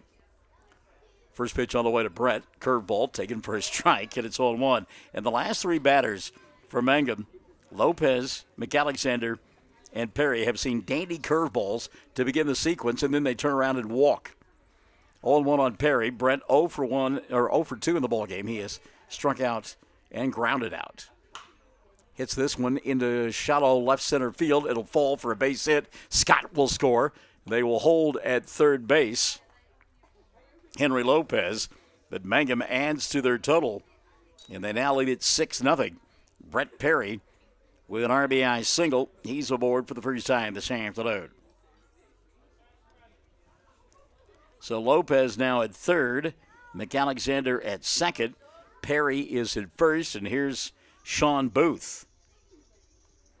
Booth led off the inning with a walk and came around to score eventually. First pitch swinging here, foul, and it's 0-1 on Booth.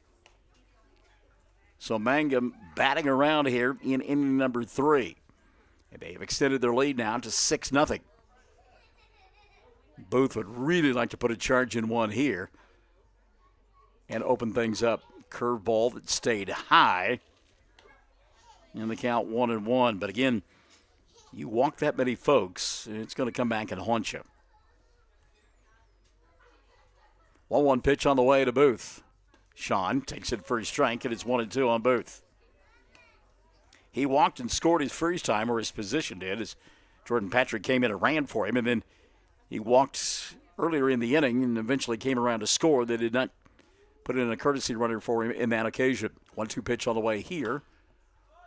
Late swing, and that one is going to get out of play into the Cash dugout. That went off the fist, and some BBs going on right now for Sean Booth.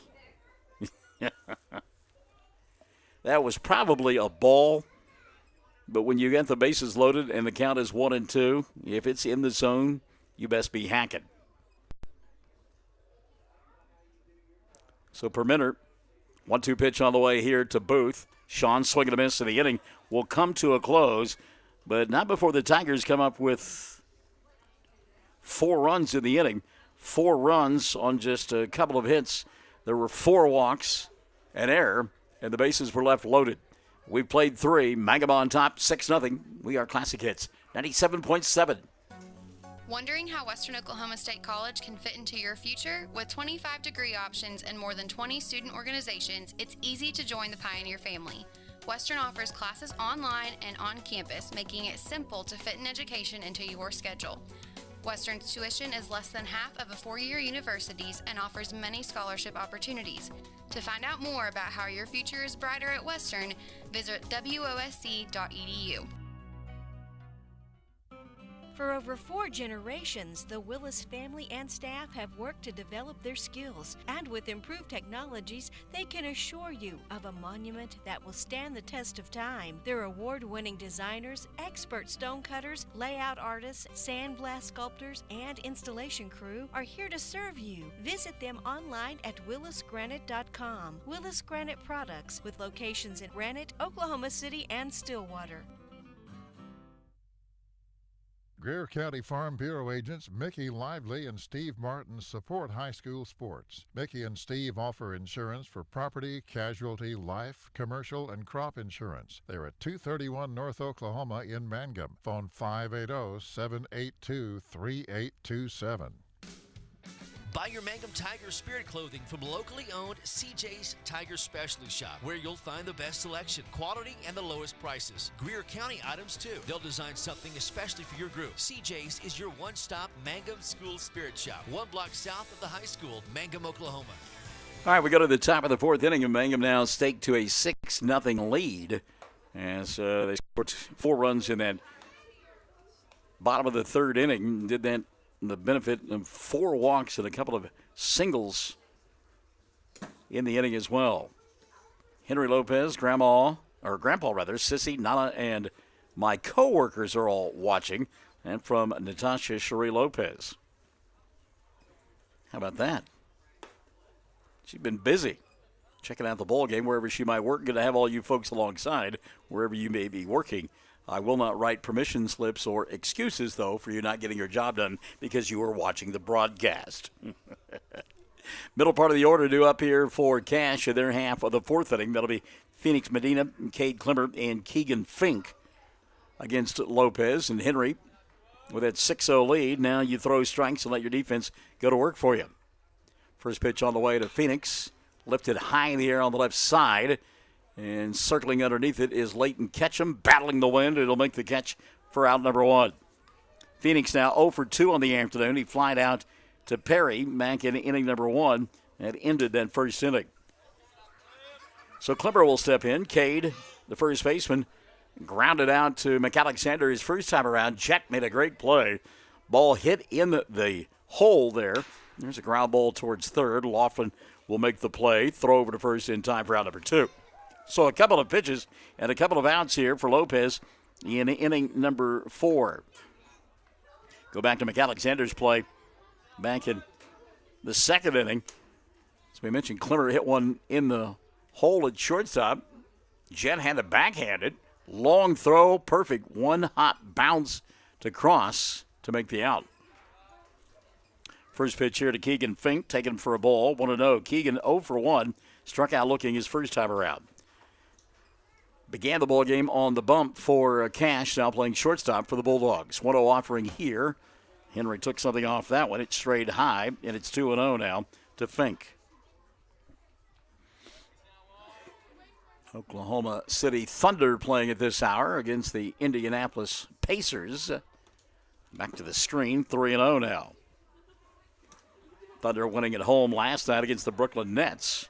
Russell Westbrook didn't get into a fight. Nobody kicked him out, and there weren't any kids grabbing him on the arm. And how ridiculous is that? Just golly. And not Westbrook, but the alleged fan there in Utah. There's a called strike, 3-1. And again, we talked about it on Michael in the morning. By the way, I hope you're checking out that radio broadcast. 6-9 on Classic Hits 97.7. 3-1 offering on the way here, Bull 4. And after 2 quick outs, Lopez will walk a runner on with 2 gone in the 4th.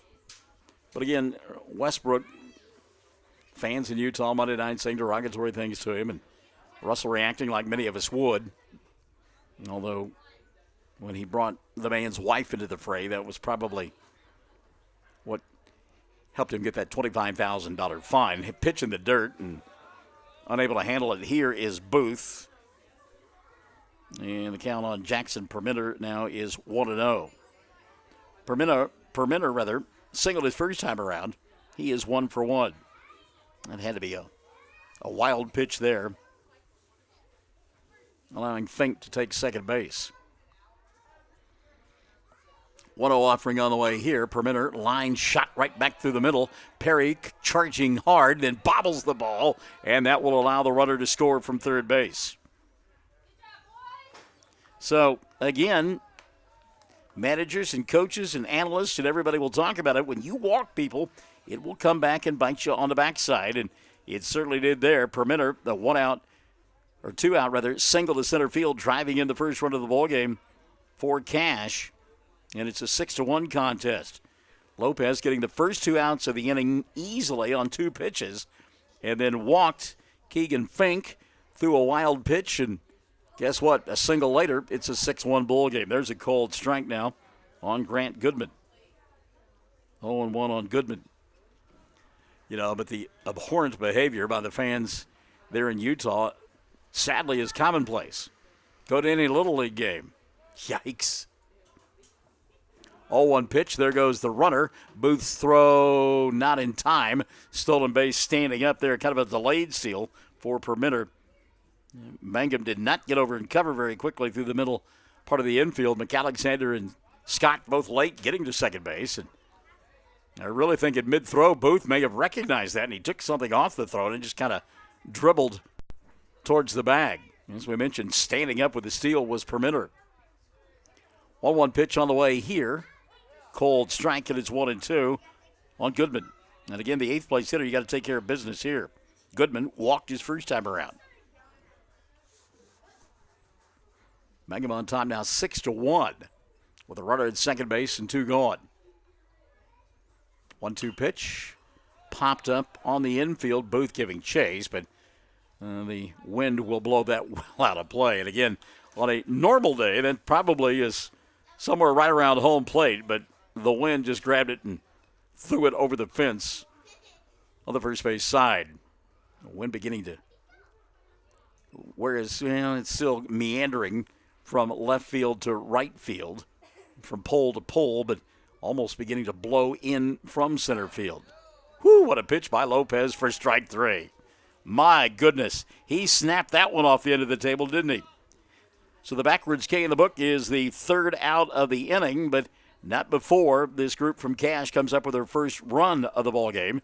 They come up with 1 run on 1 hit. There were no errors and a runner left on board. We played 3.5. Mangum 6, Cash 1. We're Classic Hits 97.7. The Hamburger Inn in Mangum continues to be that special place people have enjoyed for generations. Good food prepared by your neighbors in a laid-back atmosphere where you really feel at home. Breakfast, lunch specials daily, and the famous fish fry every Friday night, or a great steak dinner on Saturday night. But you guys know about the Hamburger Inn in Mangum. We'll see you there. What does it mean to be a Mangum Tiger, you ask? Well, we are one town, one school, and one family. We may be a small town, but we have big dreams and a bright future ahead of us. This is Lori Laughlin from Stockman's Bank, member FDIC, and we are so proud to support the Mangum Tigers. Speaking of which, if our good friend Katie Bowen Carney is checking out the broadcast, maybe she'll text us an update on the ball game between Mangum and Snyder on a high school level. Mangum and Snyder playing softball over there at the Mangum softball field. College basketball score, North Carolina out in front of Louisville. This is an ACC tournament score, 34-22. 34-22. Also in the Big 12, how about this? West Virginia, who stunned Oklahoma last night and got a break when the Sooner kid was standing on the three-point line, leading Texas Tech 28-11, 7:35 left of the first half. First pitch swinging here, Colton Laughlin, and that'll be knocked down by the shortstop, but Laughlin going to be aboard with an infield single. Colton leading off inning number 4 for the Tigers with a base hit. Laughlin now 2 for 3 on the afternoon, and he has an RBI. So the leadoff runner aboard here in the inning. I mentioned that game in Indianapolis, and the Thunder lead the Pacers 29-22 at the end of one, 29-22 at the end of the first. Pitch that's way outside to Cross, and the count on Brooksy is 1-0. Cross on the afternoon has reached on he singled and then went to second on an error, and he's also walked and scored a run. Stole a base in the process. Pitch on the way here, downstairs for a ball, and the count 2-0 on Cross. So a leadoff single by Laughlin. Mangum trying to get that run back that they surrendered in the top half of the inning, leading 6-1 here in the fourth. Throw over to first base, and good job by Clemmer to go get that one. That was headed up the line, and the big fellow went and got it. Cade Clemmer. It tells me he played football. You don't look like that and not play football, I don't think. 2-0 pitch on the way. Cross had an ocean. Took it for a strike, and it's 2-1 on Brooks. A reminder for you, we've got softball coming up on Monday and Tuesday of next week, part of the Mangum Festival. 4 games involving the Lady Tigers. They'll play at 3 on Monday afternoon against Arnett. And then there's a pitch in the dirt, going to get away from the catcher, and that will allow Laughlin to move down to second base. He's in scoring position with nobody out. And the count now 3-1 on Brooks Cross. And again, that's got to be a wild pitch. It was in the dirt, and maybe Medina makes a play on that, but when it spins in the dirt like that, sometimes you're the victim. 3-1 offering on the way to Brooks. Cross, ground ball into left field. That's a base hit. Laughlin had to hold to see the ball was going to get through, and so he'll just stay at third base. But a single will put runners at first and third now for Mangum. Second hit of the afternoon for Brooks. He has been on board all 3 times, and here comes Leighton Ketchum.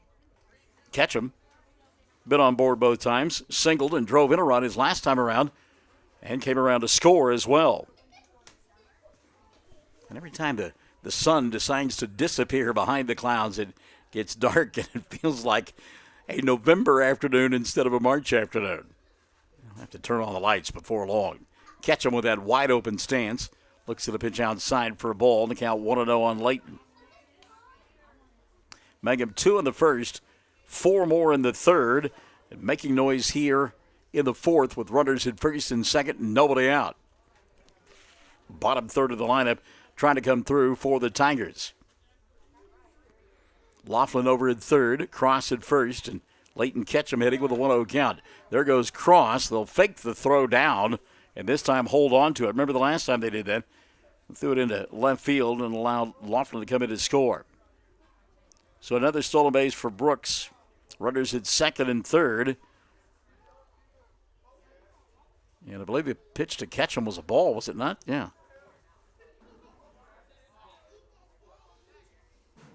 Yeah, that's what they were debating. Leighton had squared around as though he were going to bunt. Pull the bat back well in time, I thought. So, yeah, it's 2-0 now on Ketchum. Here's the pitch on the way to Leighton. Stayed away from that curveball, and it's 2-1. That one had him fooled. He saw that ball spinning at him thinking, I don't want to get hit here. Backed off, and it was right over the plate. Good pitch by Permitter. 2-1 offering on the way here. Leighton fouls this one back to the screen. Had a good cut. And the level of the count at 2-2. Laughlin over at third. Crosses at second. Nobody out here in inning number 4. Klemmer got to come in and play on the grass over at first base. Try to keep the runner at third base. Curveball, and that is a beauty. And Leighton Ketchum knew it. I mean, he just turned and headed towards the dugout. Backwards K in the book. Out number 1 of the inning. Permitter gets the strikeout. Thank you. Can I help you? Nope, just looking. So with runners at second and third, and one out here in the inning. Swing and a miss. And it's 0-1 on Warner.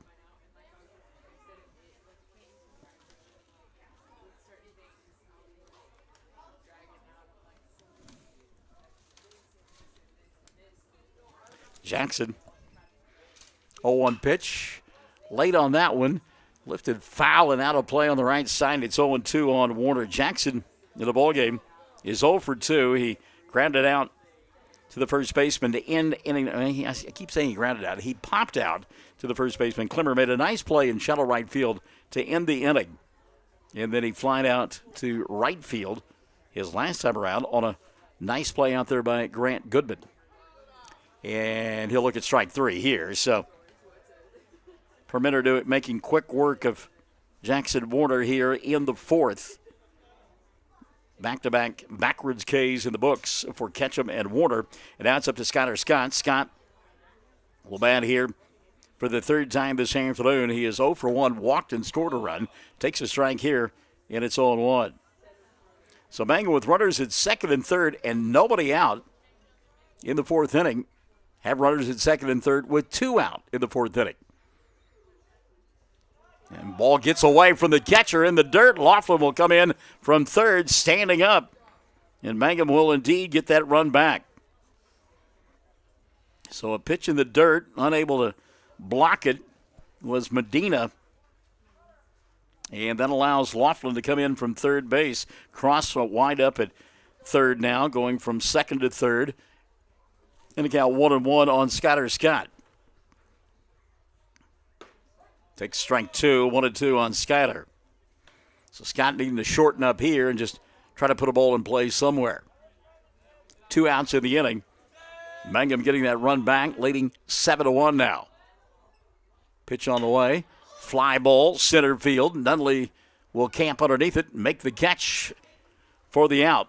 But Mangum comes up with a run in the inning. 1 run on 2 hits. There were no errors. A couple of wild pitches and a runner left on board. We have played 4. Mangum on top 7-1. Classic Hits 97.7.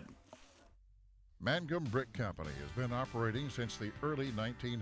They're the largest private employer in Greer County. Mangum Brick is proud to support high school athletics radio broadcasts. And if you know of someone looking for work, always check with Mangum Brick, as they may be hiring. Farmers and ranchers need feed or supplies? 4E Feed and Supply in Mangum is farm-owned, so they understand your needs for the farm and ranch. They feature bulk feeds for pickup or they'll deliver. great brands coupled with fast, friendly service. They have gates and panels, vet supplies, and show feeds too. 4E Feed and Supply supports Greer County school sports and ag activities. 425 East Lincoln in Mangum. Mangum Oil and Gas at 1306 North Lewis Tittle offers so many services. From fuel at the C-store to the self-serve car wash, getting propane bottles filled or propane delivered to the home and farm, even U-Haul services. It's no wonder so many folks head to Mangum Oil and Gas, where they say, "Go Tigers." Great tasting hamburgers and Rex Chicken are the mainstays at Melvin's Drive-In in Mangum, but their menu includes so much more. And they're open Tuesday through Saturday, 10 till 2, and Tuesday nights, 5 to 8. And now they cater, too. Enjoy Melvin soon. Call 782-3711. New owners Steve and Susan Kyle. All right, here we go as we get set now for the top half of inning number 5. Mangum on top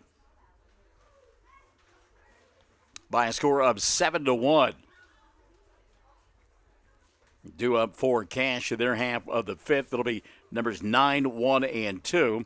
Rusty Fisher, Hayden Nunley, and Kyle Mullen, the expected batters for the Bulldogs. Mangum doing a good job of getting that run back that they surrendered. Travis Reese tells us that Mangum has beaten, or they're leading Snyder in the 3rd inning 12-1, so little ground ball here. First pitch swinging. Fisher towards Laughlin. Colton sets, fires, and makes the play for out number 1. Good job by Colton Laughlin. Slow roller that McAlexander eventually could have gotten to, but because of the slowness of that, good job by Laughlin to come across, get it, and fire to first in time. So Travis Reese telling us Mangum leading 12-1 in the 3rd inning of that ball game, that slow pitch softball game going on in Mangum this evening. Good pitch by Lopez to Nunley, and Hayden looks at his strike. 0-1 on Nunley. Hayden 1 for 2. He is singled, been stranded, and flied out to right field on a great play by Jackson Warner. Nunley put a charge into it his last time around, but Warner stayed with it and tracked it down just in front of the warning track in right center field. 0-2 pitch now on the way from Lopez. He comes sidearm, little ground ball back through the middle, and it'll get into center field. Good piece of hitting there by Hayden Nunley. 0-2 count. He's just protecting. Lopez trying to come with something a little bit different, get him off balance, and Nunley put bat on ball, and he's aboard with 1 gone here in the 5th. That'll bring Kyle Mullen to the plate. Mullen 0 for 2. He actually 0 for 1. He had a sacrifice his first time around, then struck out in the 3rd. Let's see if he's bunting here. Nope, swing it away. Fouls it back to the screen, and it's 0-1 on the second baseman from Cash. Mangum trying to protect that undefeated record, 5-0 coming into this one. They'll have their hands full tomorrow. Pair of ball games over at Sterling as they'll take on Leedy and Sterling. Leedy, top 5 team in Class B, and Sterling, always a powerhouse in Class A. Lopez going to throw over to first base, and Brooks put the tag down and tried to talk Tyson Morley into that when Tyson would have none of it. Nunley, not a real big lead over there at first. I mean, you're down by 6. You're not going to get your club back into it all by yourself. 0-1 pitch. There goes Nunley. And not even a throw by Booth. He had a hard time hanging on to the baseball. It was an off-speed pitch. Perfect pitch for Nunley to run on. Off speed, in the dirt. Hayden's at second base with 2 gone. Stolen base for Nunley. Count on Mullen, 1-1. And if you're Lopez, go get the batter right now. Forget about Nunley out at second base. Just get the guy that's at home plate. 1-1 offering on the way. Down in the dirt, gets away from Booth, and Nunley now suddenly is at third base. And again, that's what speed and base runners will do to you. It changes your focus, changes your concentration. And again, kind of like what we said a moment ago about Nunley not being too far off the bag before he stole the base. If you're Henry Lopez, you got a 6-run lead. Guy over at third base is not going. All he's going to do is make it a 7-2 ball game at best. Pitch upstairs. Concentrate on the guy at home plate, I guess is my message. 3-1 now on Mullen because you got Alex Smith sitting on the on-deck circle. And Smith, left-handed hitter. We talked about the wind blowing towards that corner. It's 295 down the right field line. It wouldn't take a whole lot to get it out of here. 3-1 pitch. Cold strike. And a count full now on Mullen at 3-2. Yeah, if you're Lopez, you really want to get it out of the inning right now. Nutley over at third, 2 gone. Henry from the windup. Payoff pitch on the way. Ball 4, smothered by Booth. Runners at first and third.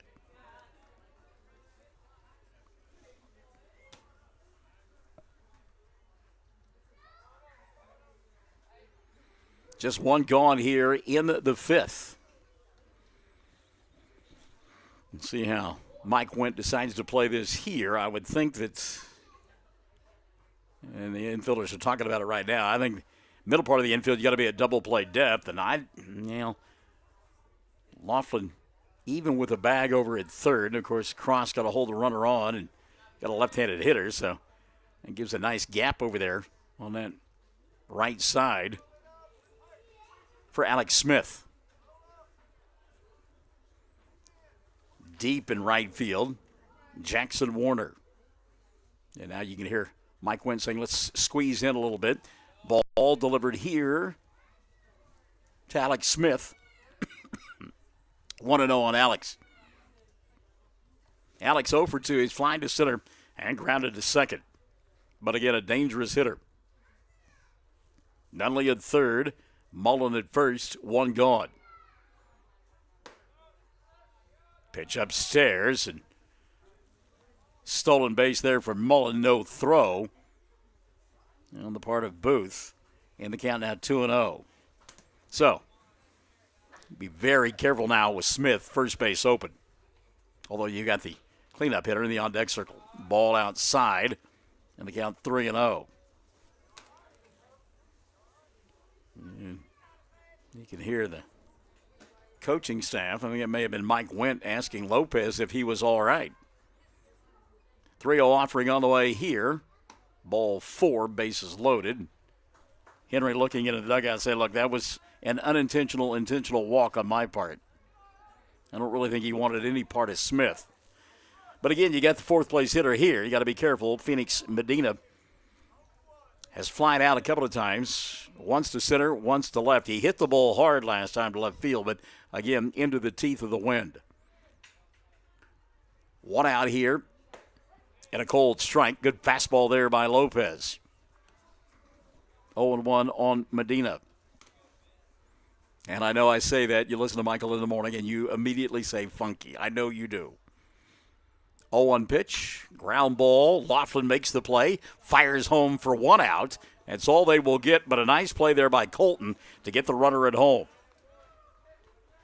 So retired on a play that's kind of rare for the second out of the inning will be Hayden Nunley. It's 5-2 if you're scoring along at home or if you're Keith Oberman and by yourself. Mullen now over at third, and we'll put Smith at second base and Medina aboard on the fielder's choice. Bases loaded, and Cade Klimmer, no bargain at home plate now for Cash. First pitch on the way.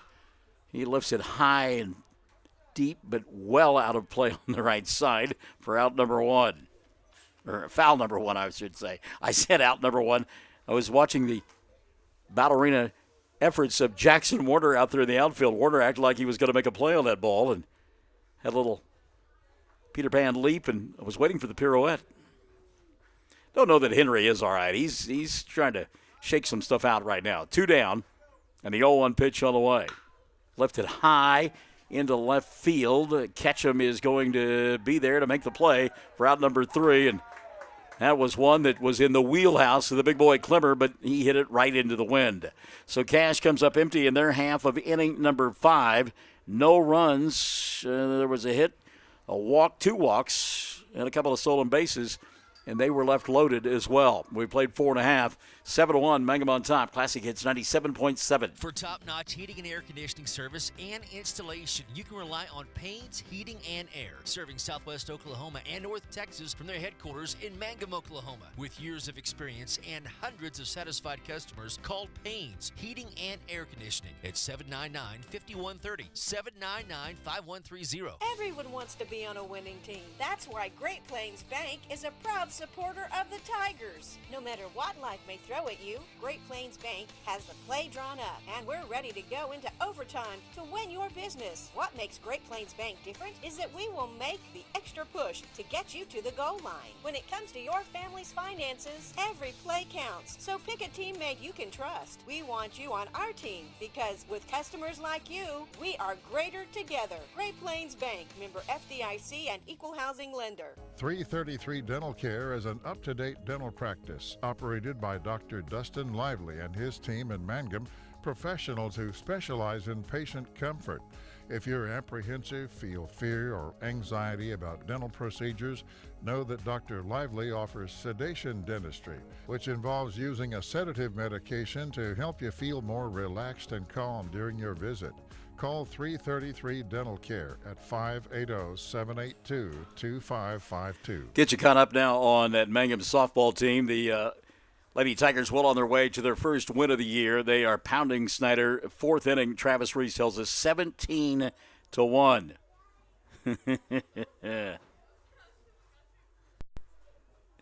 All right, here we go.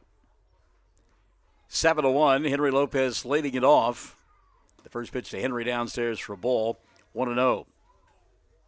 Lopez on the afternoon has walked twice and struck out. Lifts this one high behind home plate.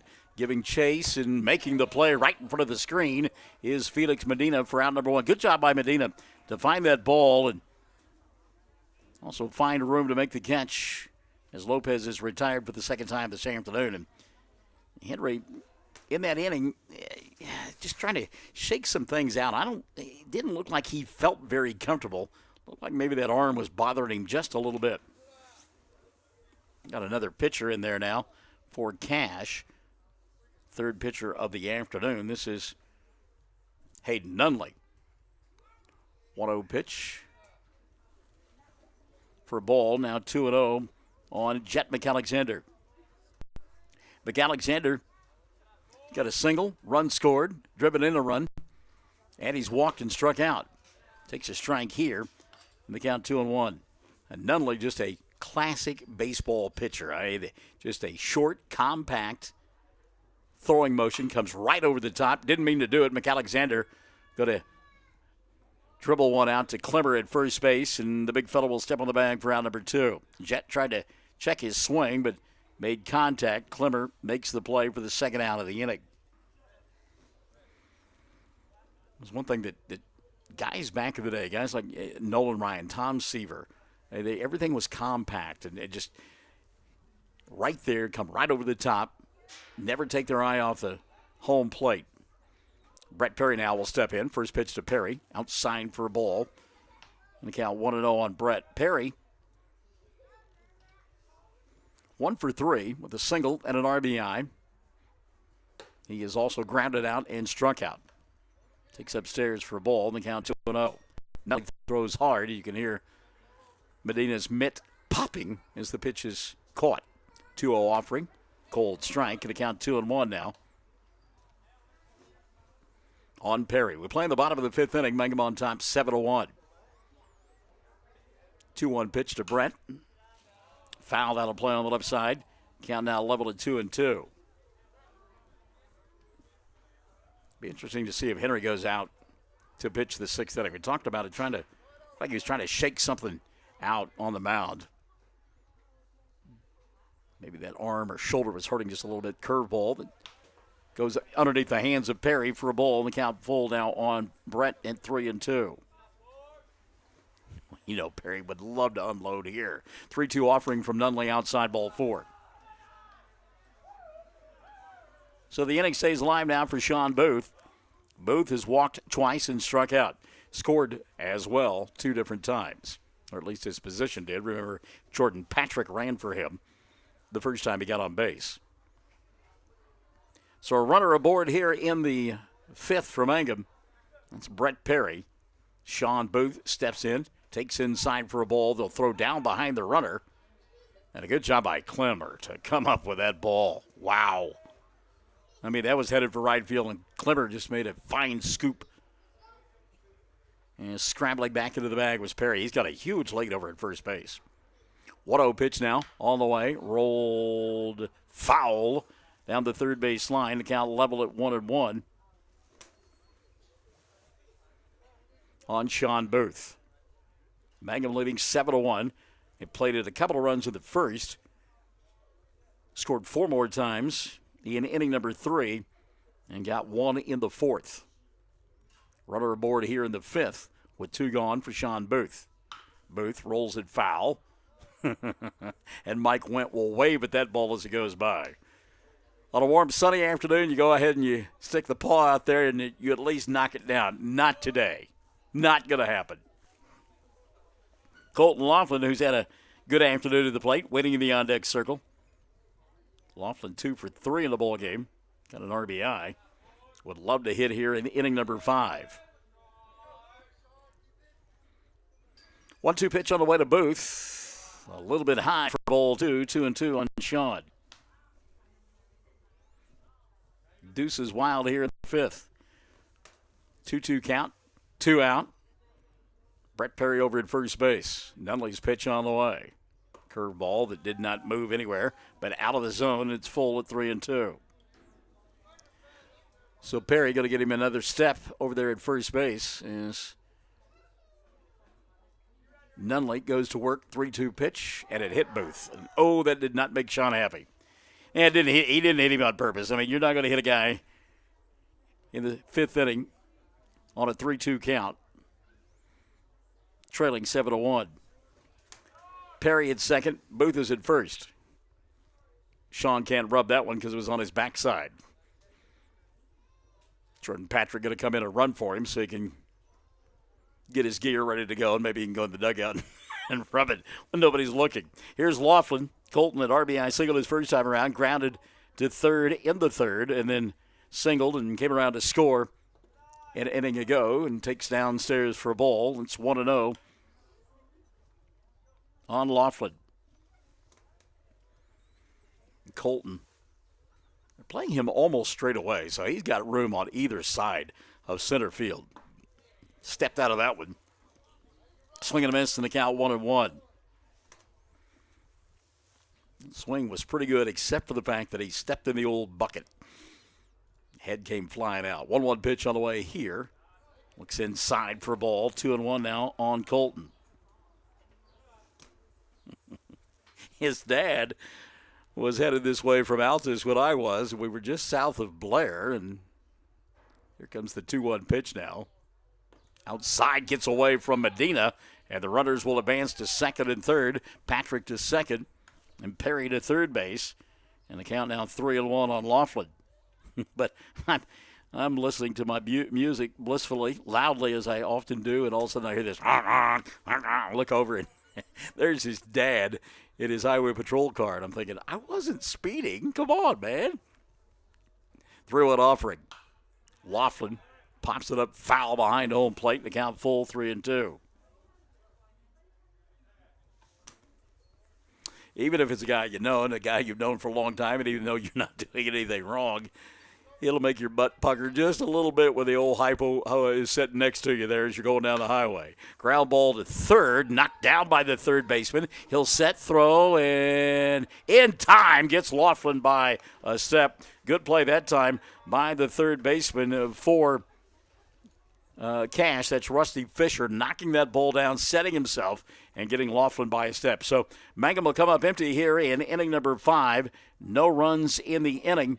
No runs on a walk, a hit batter. There were no hits. 2 runners left on board. And after 5, Mangum on top 7-1. It's Classic Hits 97.7. Bring hope and peace to a child. Young children of all ages need homes. Please consider opening your loving home to a child in need. Children deserve to grow up in a loving, caring family. We have the services and community connections that can help foster families succeed. Contact your local youth service agency at 580-726-3383 for more details. Abused and neglected children are Oklahoma's most vulnerable population. Help is needed now. Great Plains Youth and Family Services is a proud sponsor of today's broadcast. The Castle Insurance Agency of Mangum is celebrating 80 years in business and 4 decades of Mangum Tiger and Lady Tiger graduates. The Castle Insurance Agency has had and will continue to have a long-term commitment to support Mangum students on the field and off the field. For auto, home, farm, bonds, crop, oil field, or commercial insurance, please call or stop by the Castle Insurance Agency, 122 South Pennsylvania in Mangum. Call 782-3049.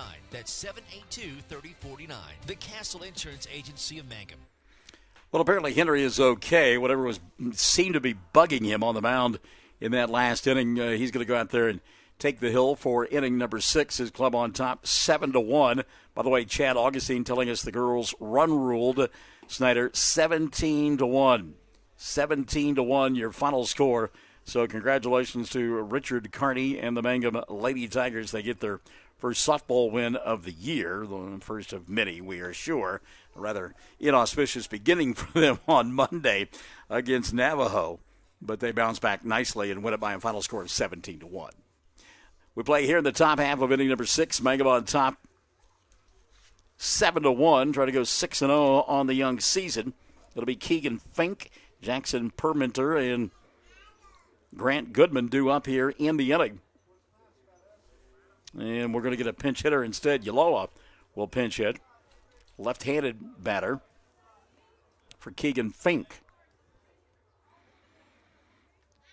So the first pitch on the way to the lefty, off speed. Boy, he was way out in front. Ticked foul. It's 0-1 on Yaloa. He was so far out in front, he kind of looked like he was running down to first base. Kind of looked like Ichiro on that swing, didn't he? So the count 0-1 on Yaloa. Off speed again, lifted into shallow center field, going out McAlexander. He will dive, not get there. And a leadoff single for Yaloa here in inning number 6. A good effort there by Jet, went a long way. And Perry out in center field, no way that he is going to make that play. So Jackson Perminter now will hit with a runner at first base and nobody out in inning number 6. Perminter 2 for 2 on the afternoon. Couple of singles. He's driven in the only run of the ball game for Cash. Yellow over at first. You know he runs well. Ground ball. Laughlin sets, fires to second base. It's in the sun. Scott can't find it. And the ball going to go out into right field.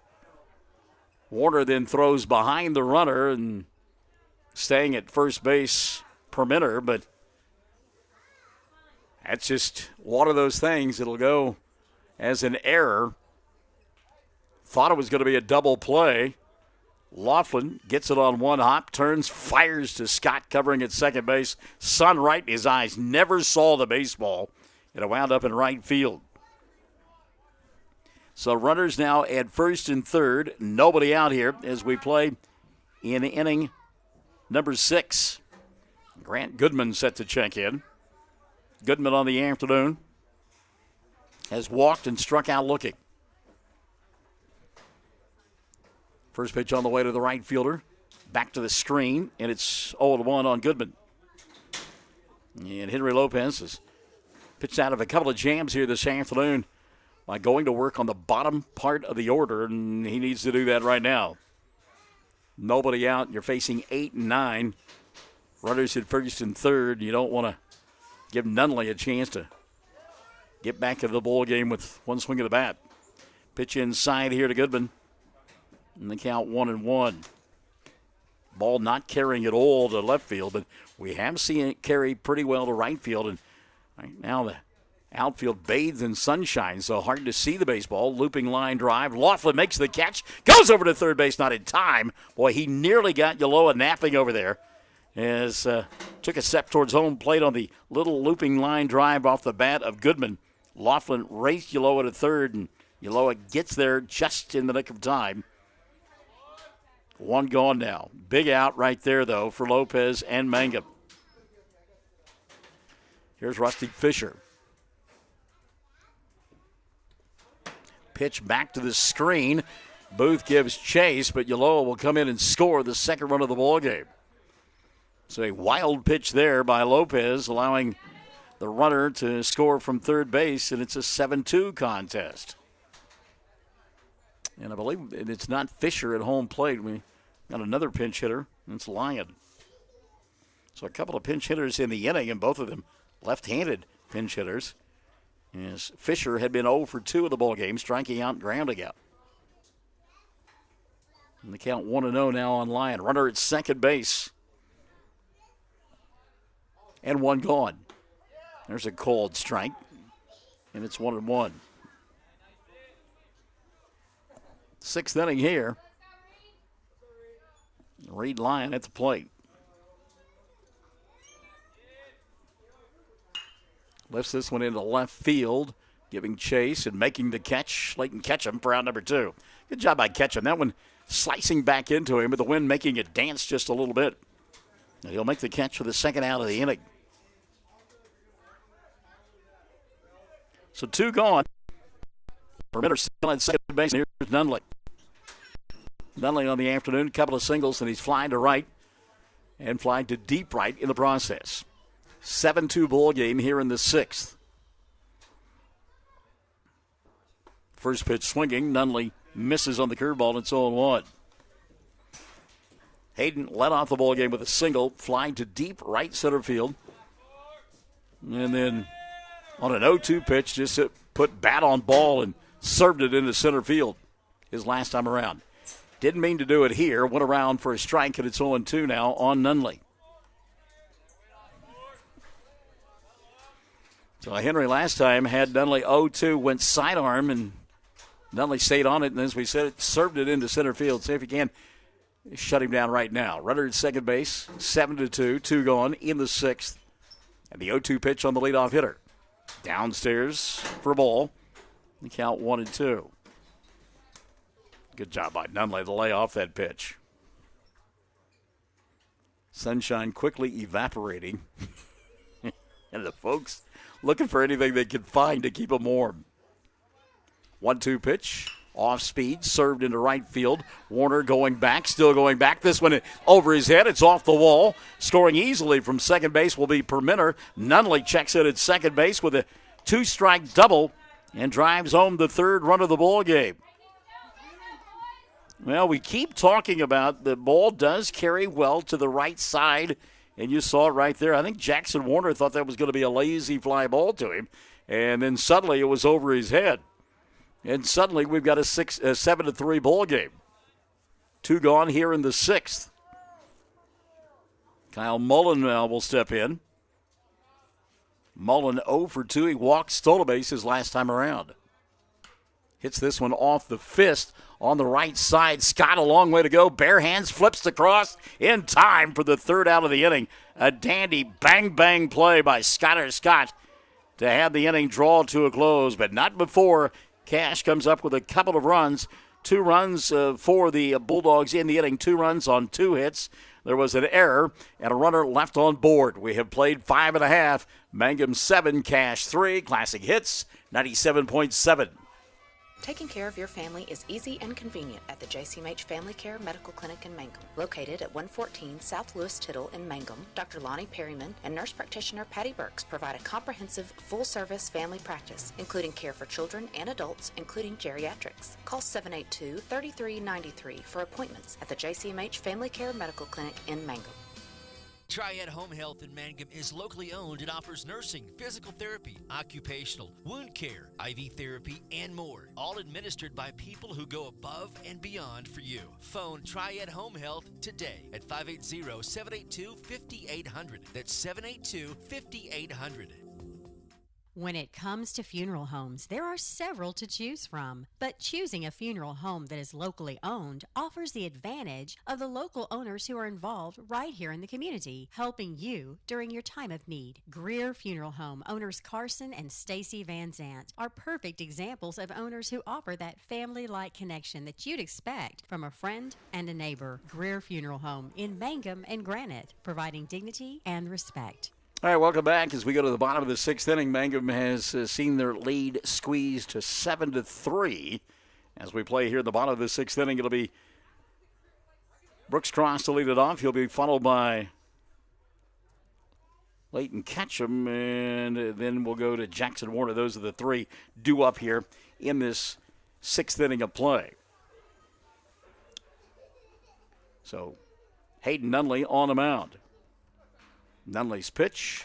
Cross will triple it foul here on the third base side.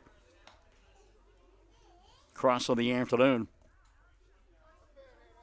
Reached on it, or singled and went to second on an error. Walked, stole a base in the third. Swing to the pitch here. It's a cold, or that's a wave and a miss. 0-2 now on Cross. And he singled and stole a base his last time around. Brooks have been on board all three times here this afternoon.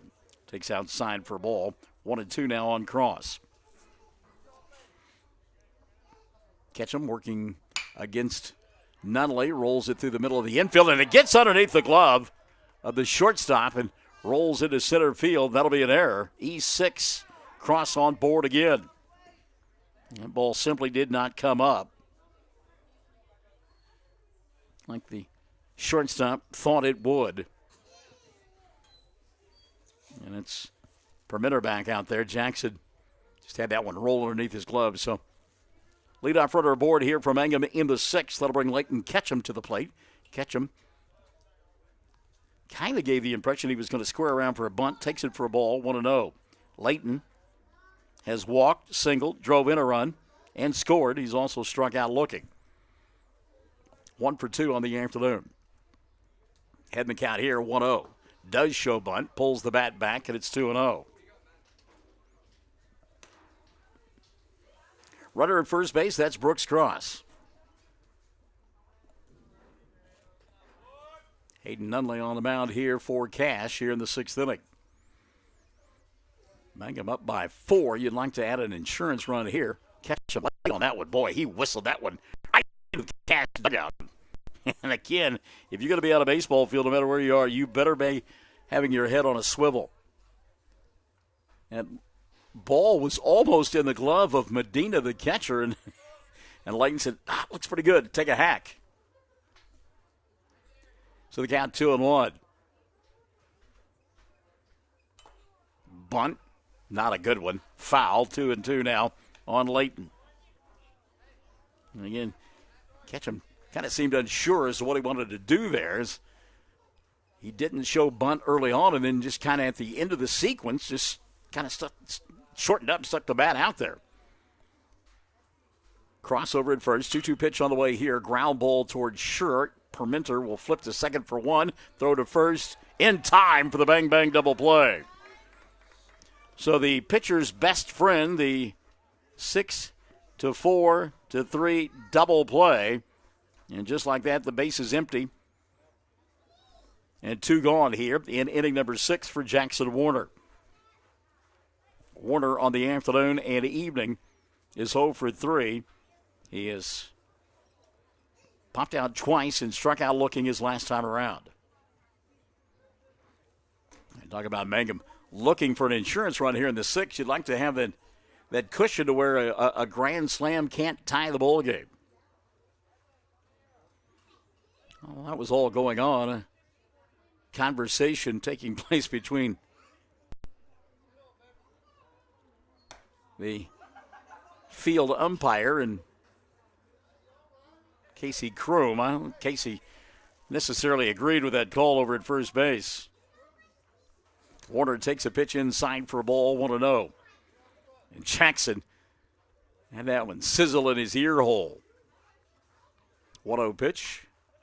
Fouls this one out of play, and it's 1-1 For those of you who are baseball fans, and I would suspect that you are, you'll remember back to the All-Star game when Randy Johnson, the big left-hander, faced John Kruk and threw a fastball well over the head of Kruk, and John kind of sheepishly didn't want to dig back into the box after that first pitch there. You got the idea that was the feeling of Jackson. Takes a hack here, and it's 1-2 on Warner. Skyler Scott waiting in the on-deck circle. Mangum leading 7-3. They have stranded a bunch of base runners in the ballgame. I think I had them at 10 base runners stranded through 5 innings worth of work. And again, good job by Warner to stay alive. And it's still 1-2. Jackson just getting a piece of it and keeping the bat at live. But again, it's cold, and I'm not sure he's not getting a little BB action going on in those hands as well. Goes up the ladder there and fouls that one back to the screen. And it'll stay 1-2. So good job by Jackson Warner to just keep hacking away and not give up to Nunley.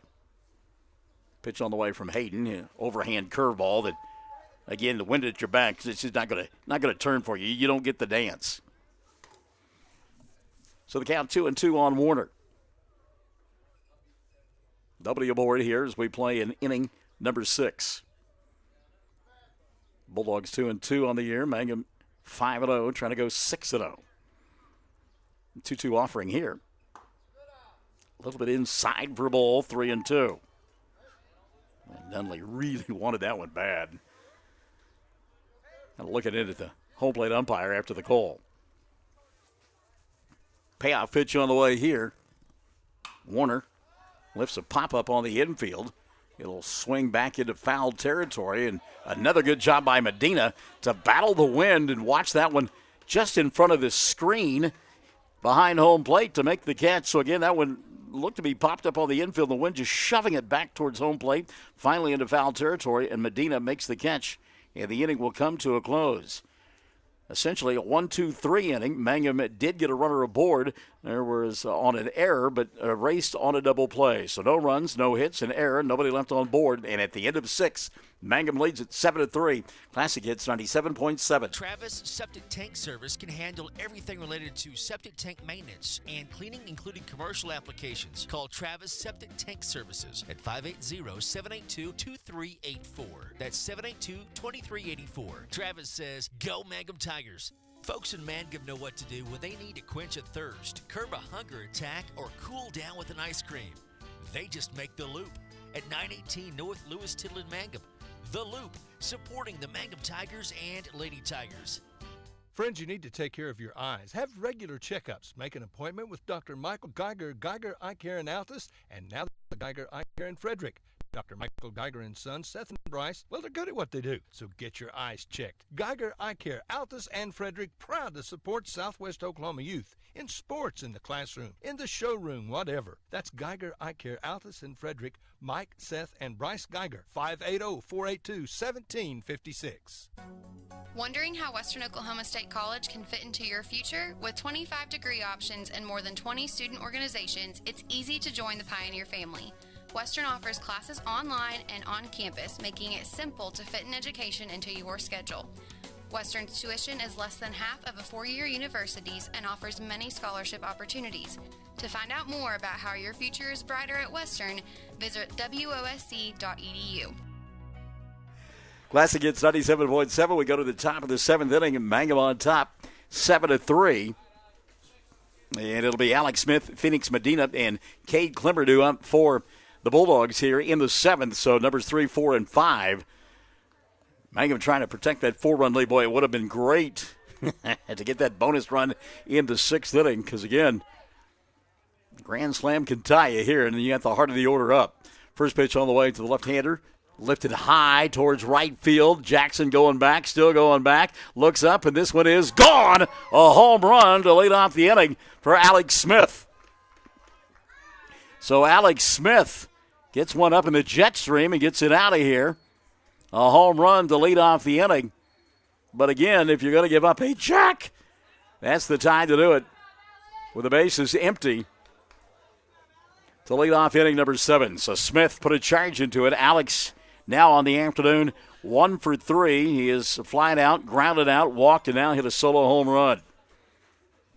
That'll bring Felix Medina to the plate. Now a 7-4 ball game. Medina looks at one inside for a ball. And the count 1-0. Felix has flied out, lined out, and rolled into his fielder's choice. He's 0 for 3. Rolls this one on the ground, foul. And the count 1-1.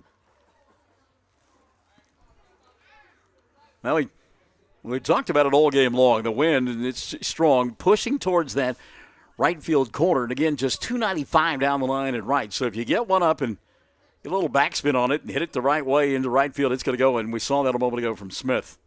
There's one back to the screen. And the count now 2-1.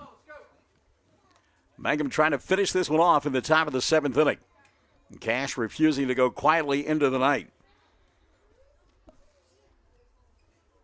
2-1 pitch on the way from Lopez.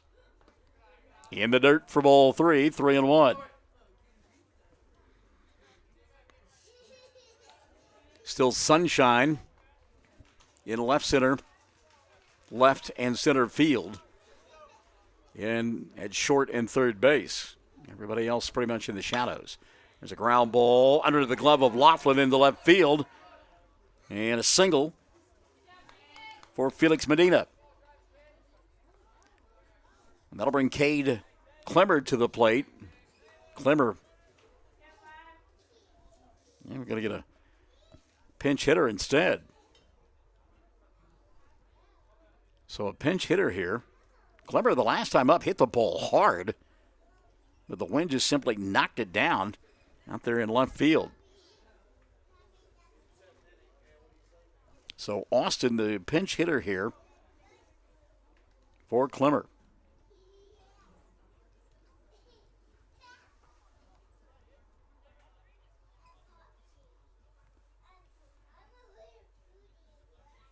Mike Wendt coming out and asking about some of the substitutions. Cash also putting in a courtesy runner at first base for Medina. I think that's what Mike may have been asking about.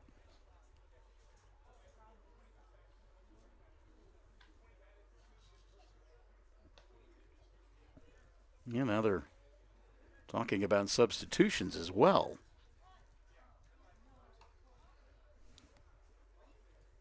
Looks like Smith is the courtesy runner down there at first base.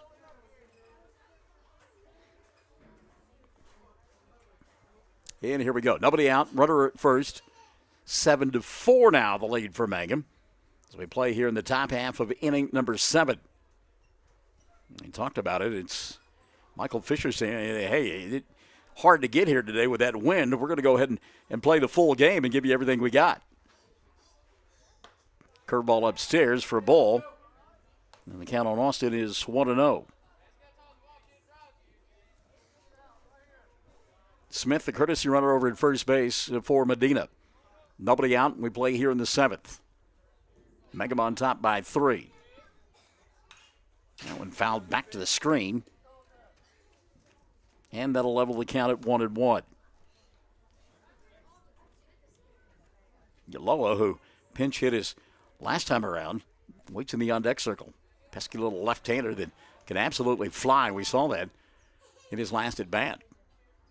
1-1 pitch here. Line shot. Knocked down by McAlexander. Now it gets by him.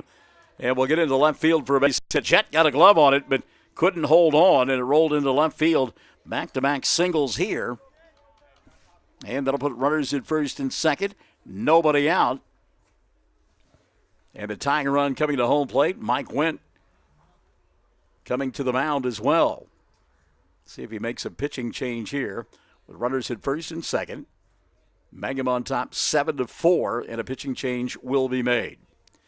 So Mangum on top 7-4, runners at first and second. And get the pitching change when we come back on Classic Hits 97.7. For over 4 generations, the Willis family and staff have worked to develop their skills, and with improved technologies, they can assure you of a monument that will stand the test of time. Their award-winning designers, expert stonecutters, layout artists, sandblast sculptors, and installation crew are here here to serve you. Visit them online at willisgranite.com. Willis Granite Products, with locations in Granite, Oklahoma City, and Stillwater. Greer County Farm Bureau agents Mickey Lively and Steve Martin support high school sports. Mickey and Steve offer insurance for property, casualty, life, commercial, and crop insurance. They're at 231 North Oklahoma in Mangum. Phone 580-782-3827. Buy your Mangum Tiger Spirit clothing from locally owned CJ's Tiger Specialty Shop, where you'll find the best selection. Buy your Mangum Tiger Spirit clothing from locally owned CJ's Tiger Specialty Shop, where you'll find the best selection, quality, and the lowest prices. Greer County items, too. They'll design something especially for your group. CJ's is your one-stop Mangum School Spirit Shop, 1 block south of the high school, Mangum, Oklahoma. All right, here's your pitching change now. The new hurler. You like that? That's an old-fashioned phrase. The hurler for the Tigers will be Colton Laughlin. Laughlin going to come over from his position at third base. Henry will go now play third for Mangum.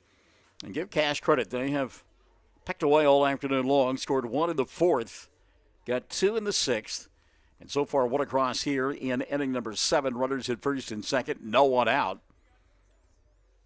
And Yaloa steps in, as we mentioned. He singled and came around to score his last time around. So runners at first and second, nobody out. Laughlin will work from the stretch. Kind of sailing along this ball game. You really thought that Mangum had it in their hip pocket, but again, Cash refusing to go quietly into the evening. First pitch swinging, fly ball, right field. Warner going back. Jackson still going back at the wall, makes the catch for the out, and there is one gone. Wow, Yaloa put a charge into it. But a good job by Jackson Warner to get all the way back to the warning track, reach up and make the catch at the wall for out number 1, a noisy long out. Whew. Well, I tell you what, when that ball first hit, you kind of thought, uh-oh. By the way, the courtesy runner Smith takes third base on the play. Staying over there at first will be Austin. So here's Jackson Permenter, and he's had a good afternoon. Been on board all 3 times. Got a couple of singles. RBI, reached on an error his last time around and came around to score. Takes a strike and it's 0-1. So a long out, but the tying run still at the plate. 1 gone here in the 7th. 0-1 pitch on the way. A little bit high for a ball, and the count 1-1. Worth noting that as darkness begins to creep in, the lights are not on here at Mangum yet. Runners at first and third. 1-1 pitch. Permenter lifts it foul and out of play on the right side. And the count now 1-2. So the Mangum pitching staff trying to get the young man who started at short, pitched a little bit, and has gone back to shortstop, trying to get him out for the first time here in the ball game. Laughlin ahead in the count, 1-2. Here's the pitch. Curveball. Strike 3. Oh, what a pitch there by Colton Laughlin. Talk about snapping off a curveball. Yikes. Uncle Charlie's in the house. So Permenter becomes the second out of the inning. But not done just yet. 2 gone now. 2 on. 7-4 ball game. Runners at the corners for Cash. Ground ball fielded by Laughlin. He'll run over to first base, tag the bag himself, and the ball game will come to a close. Good play there by Colton. Why risk throwing the baseball? Simply make the play yourself. So Mangum hangs on in a good one here. They win it by a final score of 7-4. Cash came up with 1 run in the inning, 1 run on a couple of hits. So one of those hits, a home run off the bat of Alex Smith. Your final score, Mangum 7, Cash 4. Back with your totals after this on Classic Hits 97.7. The Hamburger Inn in Mangum continues to be that special place people have enjoyed for generations. Good food prepared by your neighbors in a laid-back atmosphere where you really feel at home. Breakfast, lunch specials daily, and the famous fish fry every Friday night, or a great steak dinner on Saturday night. But you guys know about the Hamburger Inn in Mangum. We'll see you there.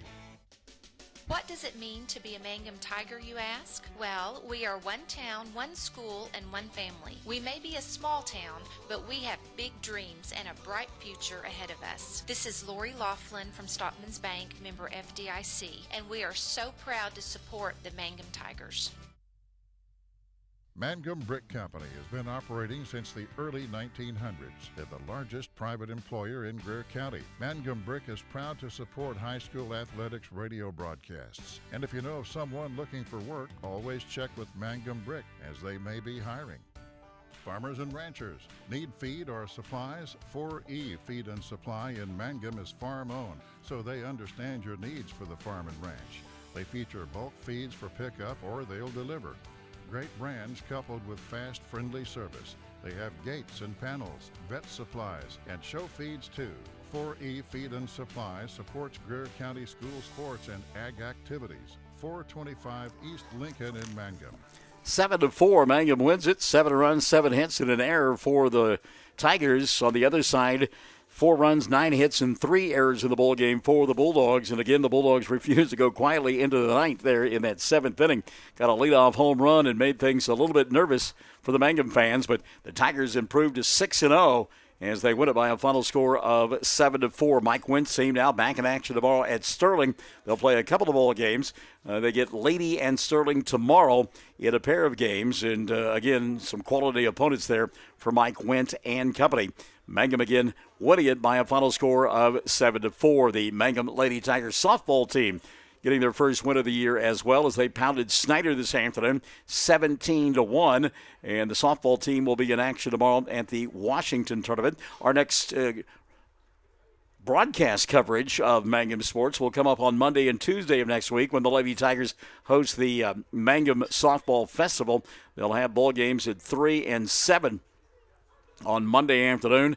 3 o'clock they'll do battle with Arnett, and at 7 o'clock it'll be Binger-Oni. So we look forward to that. Have yourself a great weekend. Hope for the wind to continue to lay down. Hope for sunshine, blue skies, and warm temperatures. I know I am. Thanks as well to Mrs. Wint for helping us out with our score sheet here. And a big tip of the cap to Ken Hamilton for providing us with our headsets here this afternoon as we left a bag at home back in Altus. It's been that kind of day.